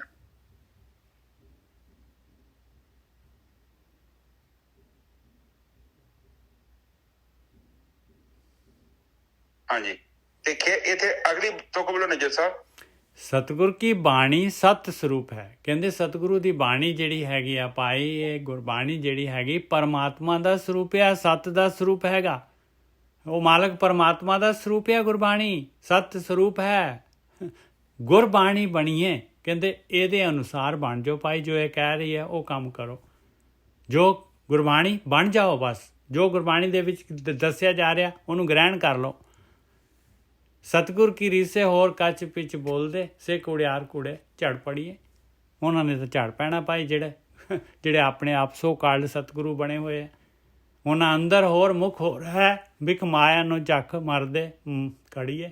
ਉਹਨਾਂ ਦੇ ਅੰਦਰ ਮਾਇਆ ਹੈਗੀ, ਬਾਹਰੋਂ ਸਾਧੂ ਹੈ ਅਤੇ ਮਾਇਆ ਨੂੰ ਹੀ ਝੱਕ ਮਾਰਦੇ, ਮਾਇਆ ਦੇ ਪਿੱਛੇ ਹੀ ਜਿਹੜੇ ਹੈਗੇ ਕੱਢਦੇ ਰਹਿੰਦੇ ਆ, ਔਰ ਇਹਦੇ ਪਿੱਛੇ ਹੀ ਜਿਹੜੇ ਹੈਗੇ ਉਹਨਾਂ ਦਾ ਜੀਵਨ ਬਰਬਾਦ ਹੋ ਜਾਂਦਾ ਹੈ। ਹਾਂਜੀ ਵੀਰ ਜੀ, ਠੀਕ ਹੈ ਜੀ। ਉਹ ਕਹਿੰਦੇ ਆ ਕਿ ਬਾਣੀ ਦਾ ਸਰੂਪ ਬਣੋ। ਬਾਣੀ ਇੱਕ ਤੁਕ ਆਉਂਦੀ ਹੈ, ਗੱਲੀ ਅਸੀਂ ਚੰਗੀਆਂ ਆਚਾਰੀ ਬੁਰੀਆਂ। ਉਹ ਕਹਿੰਦੇ ਆ ਕਿ ਤੂੰ ਗੱਲੀ ਚੰਗੀਆਂ ਦੇ ਧਿਆਨ ਚ ਨਾ ਆਪਣਾ ਜੀਵਨ ਬਰਬਾਦ ਕਰ, ਉਹ ਗੇਮ ਹਾਰ ਰਿਹਾ, ਕਿਉਂਕਿ ਆਚਾਰੀ ਤੇ ਮੁੱਲ ਪੈਣਾ। ਬਿਲਕੁਲ, ਗੱਲਾਂ ਕਰਨੀਆਂ ਕਿਹੜੀਆਂ, ਗੱਲਾਂ ਤੇ ਬਹੁਤ ਆਸਾਨ ਹੈ। ਹੁਣ ਮੇਰੇ ਵਰਗਾ ਕਹਿੰਦਾ ਜੀ ਤੁਹਾਨੂੰ ਦੇ ਦੂੰਗਾ ਜੀ 20,000 ਰੁਪਇਆ, ਬੋਲ ਤੇ ਦਿੱਤਾ ਦੇ ਦੂੰਗਾ, ਪਰ ਉਹ ਕਹਿੰਦੇ ਤੂੰ ਇਕੱਲਾ ਬੋਲੀ ਜਾਂਦਾ, ਅਗਲੇ ਦੀ ਮਦਦ ਵੀ ਕਰਨਾ, ਕਿਸੇ ਦੇ ਪ੍ਰੈਕਟੀਕਲ ਵੀ, ਕਿਸੇ ਨੂੰ ਦੇ ਕੇ ਵੀ ਆ ਨਾ, ਲਗੋਟ ਸੰਗ ਨਾ ਬਣਨਾ। ਪਰ ਕਈ ਬੰਦੇ ਹੁੰਦੇ ਉਹ ਗੱਲਾਂ ਕਰੀ ਜਾਂਦੇ ਨੇ, ਅਸਲ ਚ ਉਹਨਾਂ ਦਾ ਜੀਵਨ ਬੜਾ ਘਟੀਆ ਹੁੰਦਾ, ਐਡਾ ਵਧੀਆ ਜੀਵਨ ਨਹੀਂ ਹੁੰਦਾ। ਬਾਣੀ ਚ ਲਿਖਿਆ, ਮੈਂ ਕੁਛ ਨੀ ਜੇ ਕਹਿ ਰਿਹਾ। ਅਗਲੇ ਬੰਨੇ ਕਹਿੰਦੇ ਸਤਿਗੁਰ ਕੀ ਰੀਸੇ ਹੋਰ ਕੱਚ ਵਿੱਚ ਬੋਲਦੇ, ਸੇ ਕੁੜਿਆਰ ਕੂੜੇ ਝੜ ਪੜੀਏ। ਆਹੋ, ਹੁਣ ਵੇਖ ਲਓ, ਕਹਿੰਦੇ ਕੱਚ ਵਿੱਚ ਬੋਲਦੇ, ਸੱਚ ਤੇ ਹੈ ਨਹੀਂ, ਕਿਉਂਕਿ ਉਹਨਾਂ ਦੇ ਅੰਦਰ ਕੁਛ ਹੋ ਰਿਹਾ, ਮੂੰਹ ਤੋਂ ਕੁਛ ਹੋਰ ਬੋਲ ਰਹੇ ਨੇ, ਆਪਣੀ ਬੁੱਧੀ ਦਾ ਇਸਤੇਮਾਲ ਕਰਦੇ ਨੇ ਔਰ ਭੀੜ ਨੂੰ ਪਿੱਛੇ ਲਾ ਲੈਂਦੇ। ਭੀੜ ਵੀ ਓਦਾਂ ਦੀ ਹੁੰਦੀ, ਉਹ ਕੋਈ ਉਹਨਾਂ ਚ ਗੱਲਬਾਤ ਨਹੀਂ ਹੁੰਦੀ, ਉਹ ਜਸਟ ਤਾਮਸਿਕ ਲੋਕ ਹੁੰਦੇ ਨੇ। ਉੱਥੇ ਉਹਨਾਂ ਦੀਆਂ ਇੱਛਾਵਾਂ ਹੁੰਦੀਆਂ ਨੇ, ਕੁਛ ਨਾ ਕੁਛ ਚਾਹੀਦਾ, ਇਸ ਕਰਕੇ ਉੱਥੇ ਜਾਂਦੇ। ਇਹ ਵੈਸੇ ਮਤਲਬ ਭੀੜ ਜ਼ਿਆਦਾ ਇੰਨੀ ਭਗਤਾਂ ਦੀ ਨਹੀਂ ਹੁੰਦੀ, ਵਿਰਲੇ ਹੁੰਦੇ ਨੇ। ਬਾਣੀ ਚ ਵੀ ਲਿਖਿਆ ਕੋਟਨ ਮੇਲ, ਬਹੁਤ ਵਿਰਲੇ ਲੋਕ ਹੁੰਦੇ ਨੇ ਜਿਹੜੇ ਬ੍ਰਹਮ ਗਿਆਨੀ ਬਣਨਾ ਚਾਹੁੰਦੇ ਨੇ। ਇਹ ਜਿਹੜੀ ਭੀੜ ਭੂੜ ਤੁਹਾਨੂੰ ਦਿਖਾਈ ਦਿੰਦੀ, ਇਹ ਸਭ ਲੋਕ ਇੱਛਾਧਾਰੀ ਲੋਕ ਨੇ, ਇਹਨਾਂ ਨੂੰ ਕੁਛ ਚਾਹੀਦਾ ਹੈ, ਇਸ ਕਰਕੇ ਉਹ ਚੀਜ਼ ਮਿਲ ਨਹੀਂ ਰਹੀ। ਉਹ ਹਾਰ ਕੇ ਉਹ ਡੇਰੇ ਤੇ ਪਹੁੰਚ ਜਾਂਦਾ ਹੈ, ਕਿਸੇ ਹੋਰ ਜਗ੍ਹਾ ਤੇ ਪਹੁੰਚ ਜਾਂਦਾ ਹੈ, ਤਾਂ ਜੋ ਉਹਦੀ ਚੀਜ਼ ਉਹਨੂੰ ਪ੍ਰਾਪਤ ਹੋ ਜਾਏ। ਬਸ ਉਹਦਾ ਮਕਸਦ ਇੰਨਾ ਹੁੰਦਾ, ਜਦੋਂ ਚੀਜ਼ ਮਿਲ ਗਈ ਬੱਲੇ ਬੱਲੇ, ਜਦੋਂ ਨਹੀਂ ਮਿਲੀ ਤੇ ਫਿਰ ਨਾਲ ਹੀ ਚੁੱਪ ਕਰਕੇ ਬਹਿ ਜਾ, ਸਾਡਾ ਕੰਮ ਨਹੀਂ ਹੋਇਆ। ਹਾਂਜੀ ਨਿਜੋ ਸਾਹਿਬ, ਅਗਲੇ ਬੰਨੇ ਬੋਲੋ ਜੀ। ਉਹਨਾਂ ਅੰਦਰ ਹੋਰ ਮੁੱਖ ਹੋਰ ਹੈ, ਬਿਖ ਮਾਇਆ ਨੂੰ ਝੱਖ ਮਰਦੇ ਘੜੀਏ। ਕਹਿੰਦੇ ਇਸੇ ਦੇ ਵਿੱਚ ਜਿਹੜੇ ਹੈਗੇ ਆ, ਇਹ ਸੋ ਕਾਲਡ ਜਿਹੜੇ ਹੁੰਦੇ ਆ ਮਹਾਂਪੁਰਖ, ਇਹਨਾਂ ਦੇ ਅੰਦਰ ਮਾਇਆ ਹੁੰਦੀ ਆ, ਵਿਖ ਚਾਹੁੰਦੇ ਆ। ਇਸੇ ਤਰੀਕੇ ਦੇ ਨਾਲ ਵਿਖ ਇਕੱਠੀ ਕਰਦੇ ਕਰਦੇ ਇਹਨਾਂ ਦੀ ਯਾਤਰਾ ਖਤਮ ਹੋ ਜਾਂਦੀ ਹੈ ਭਾਈ, ਆਤਮਿਕ ਮੌਤ ਮਰ ਜਾਂਦੇ। ਹਾਂਜੀ ਵੀਰ। ਹਾਂਜੀ ਠੀਕ ਹੈ ਜੀ। ਫਿਰ ਉਹ ਕਹਿੰਦੇ ਆ ਕਿ ਉਹ ਅੰਦਰ ਹੋਰ ਮੁਖ ਹੋਰ, ਉਹ ਅੰਦਰੋਂ ਕੁਝ ਹੋਰ ਨੇ, ਮੂੰਹ ਤੇ ਕੁਝ ਹੋਰ ਬੋਲੀ ਜਾਂਦੇ ਨੇ। ਕਹਿਣ ਤੋਂ ਭਾਵ ਹੈ ਕਿ ਹੁਣ ਤੁਹਾਡੇ ਨਾਲ ਕੋਈ ਬੰਦਾ ਹੋਵੇ, ਉਹ ਤੁਹਾਡੀ ਤਾਰੀਫ ਕਰੀ ਜਾਵੇ, ਅੰਦਰੋਂ ਤੁਹਾਡਾ ਬਹੁਤ ਦੁਸ਼ਮਣ ਹੋਵੇ, ਤੇ ਉਹ ਚੰਗੀ ਗੱਲ ਥੋੜੀ ਹੈ। ਇਹ ਹਿਸਾਬ ਉਹ ਕਹਿੰਦੇ ਨੇ ਕਿ ਜਿਹੜੇ ਬੰਦੇ ਅੰਦਰੋਂ ਹੋਰ ਤੇ ਬਾਹਰੋਂ ਕੁਝ ਹੋ ਰਿਹਾ, ਉਹ ਮਤਲਬ ਉਹ ਸਹੀ ਨਹੀਂ। ਬਿਲਕੁਲ ਜੀ। ਓਕੇ ਨਿੱਜਰ ਸਾਹਿਬ, ਅੱਜ ਦੀ ਵਿਚਾਰ ਇੱਥੇ ਸਮਾਪਤ ਕਰੀਏ। ਹਾਂਜੀ ਵੀਰ ਜੀ, ਉਹ ਅਰਦਾਸ ਕਰ ਦਿਓ ਜੀ ਸ਼ਾਂਤੀ ਵਾਸਤੇ। ਹਾਂਜੀ ਠੀਕ ਹੈ ਜੀ। ਇੱਕ ਓਂਕਾਰ ਸਤਨਾਮ ਕਰਤਾ ਪੁਰਖ ਨਿਰਭਉ ਨਿਰਵੈਰ ਅਕਾਲ ਮੂਰਤ ਅਜੂਨੀ ਸੈਭੰ ਗੁਰ ਪ੍ਰਸਾਦ। ਗੁਰ ਕੀ ਇਹ ਤੁਹਾਨੂੰ ਮੇਰੀ ਕਰਦੀ ਤੰਦਰੁਸਤੀ ਦੀ ਅਰਦਾਸ। ਠੀਕ। ਇਹ ਮੇਰੇ ਪਿਤਾ ਗਰੀਬ ਨਵਾਜ ਬਾਣੀ ਪੜ੍ਹਦੇ ਆ, ਵਿਚਾਰ ਕਰਦੇ ਆ, ਬਾਣੀ ਸਰਵਣ ਕਰਦੇ ਅਨੇਕਾਂ ਪ੍ਰਕਾਰ ਦੀਆਂ ਭੁੱਲਾਂ ਤੇ ਗਲਤੀਆਂ ਹੋ ਗਈਆਂ। ਨਿਦਾਨ ਬੱਚੇ ਸਮ ਕੇ ਮਾਫ ਕਰੋਗੇ ਤੇ ਸ਼ੁੱਧ ਤੇ ਸਪਸ਼ਟ ਬਾਣੀ ਪੜ੍ਹਨ ਦੀ ਆਗਿਆ ਬਖਸ਼ਣੀ। ਆਈਆਂ ਸੰਗਤਾਂ ਦੀ ਹਾਜ਼ਰੀ ਆਪਣੇ ਦਰ ਤੇ ਪ੍ਰਵਾਨ ਕਰਨੀ, ਘਰ ਵਿੱਚ ਸੁੱਖ ਸ਼ਾਂਤੀ ਬਖਸ਼ਣੀ, ਦੇਹ ਨਿਰੋਗਤਾ ਬਖਸ਼ਣੀ, ਤੰਦਰੁਸਤੀ ਬਖਸ਼ਣੀ ਮੇਰੇ ਮਾਲਿਕ। ਬਾਣੀ ਦਾ ਭਾਵ ਸਾਡੇ ਹਿਰਦੇ ਚ ਵਸਾਉਣਾ ਮੇਰੇ ਮਾਲਿਕ। ਇਹ ਮੇਰੇ ਪਿਤਾ ਦੋ ਅਰਦਾਸਾਂ ਆਈਆਂ ਨੇ। ਇੱਕ ਅਰਦਾਸ ਆਈ ਹੈ ਕਿ ਸ਼ਾਂਤੀ ਦੇ ਲਈ ਮਿਹਰ ਕਰੋ, ਮਿਹਰ ਕਰੋ, ਇਹਨਾਂ ਲੋਕਾਂ ਨੂੰ ਸਮੱਤ ਬਖਸ਼ੋ ਤਾਂ ਜੋ ਅਮਨ ਕਾਇਮ ਰਵੇ ਮੇਰੇ ਪਿਤਾ। ਇੱਕ ਮੇਰੇ ਪਿਤਾ ਹੋਰ ਅਰਦਾਸ ਹੈ ਬੱਚੇ ਦੀ ਸਿਹਤ ਦੀ ਤੰਦਰੁਸਤੀ ਦੇ ਲਈ, ਆਪ ਉਹਨਾਂ ਨੂੰ ਮਿਹਰ ਕਰੋ, ਉਹਨਾਂ ਤੇ ਤੰਦਰੁਸਤੀ ਵਾਲਾ ਹੱਥ ਰੱਖੋ ਤਾਂ ਜੋ ਉਹ ਆਪਣਾ ਜੀਵਨ ਚੰਗੇ ਤਰੀਕੇ ਨਾਲ ਬਤੀਤ ਕਰ ਸਕਣ। ਵਾਹਿਗੁਰੂ ਜੀ ਕਾ ਖਾਲਸਾ, ਵਾਹਿਗੁਰੂ ਜੀ ਕੀ ਫਤਿਹ। ਵਾਹਿਗੁਰੂ ਵਾਹਿਗੁਰੂ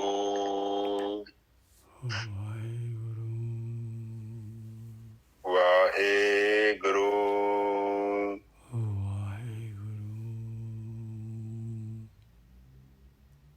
ਵਾਹਿਗੁਰੂ ਵਾਹਿਗੁਰੂ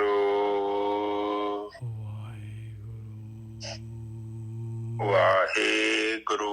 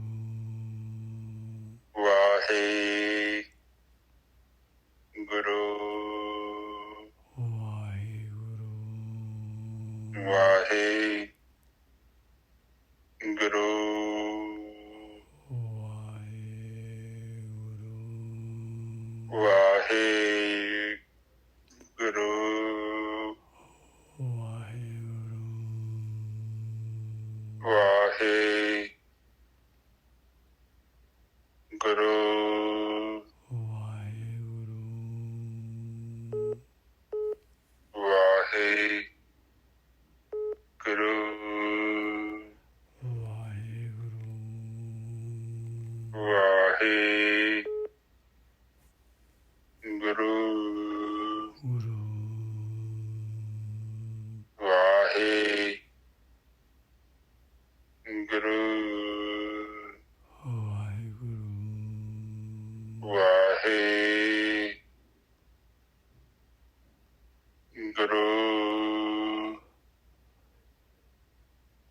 ਵਾਹਿਗੁਰੂ ਵਾਹਿਗੁਰੂ ਵਾਹਿਗੁਰੂ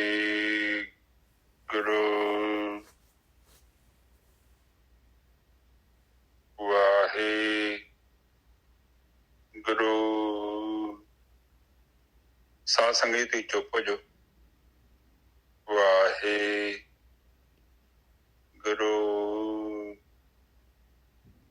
ਵਾਹਿਗੁਰੂ ਵਾਹਿਗੁਰੂ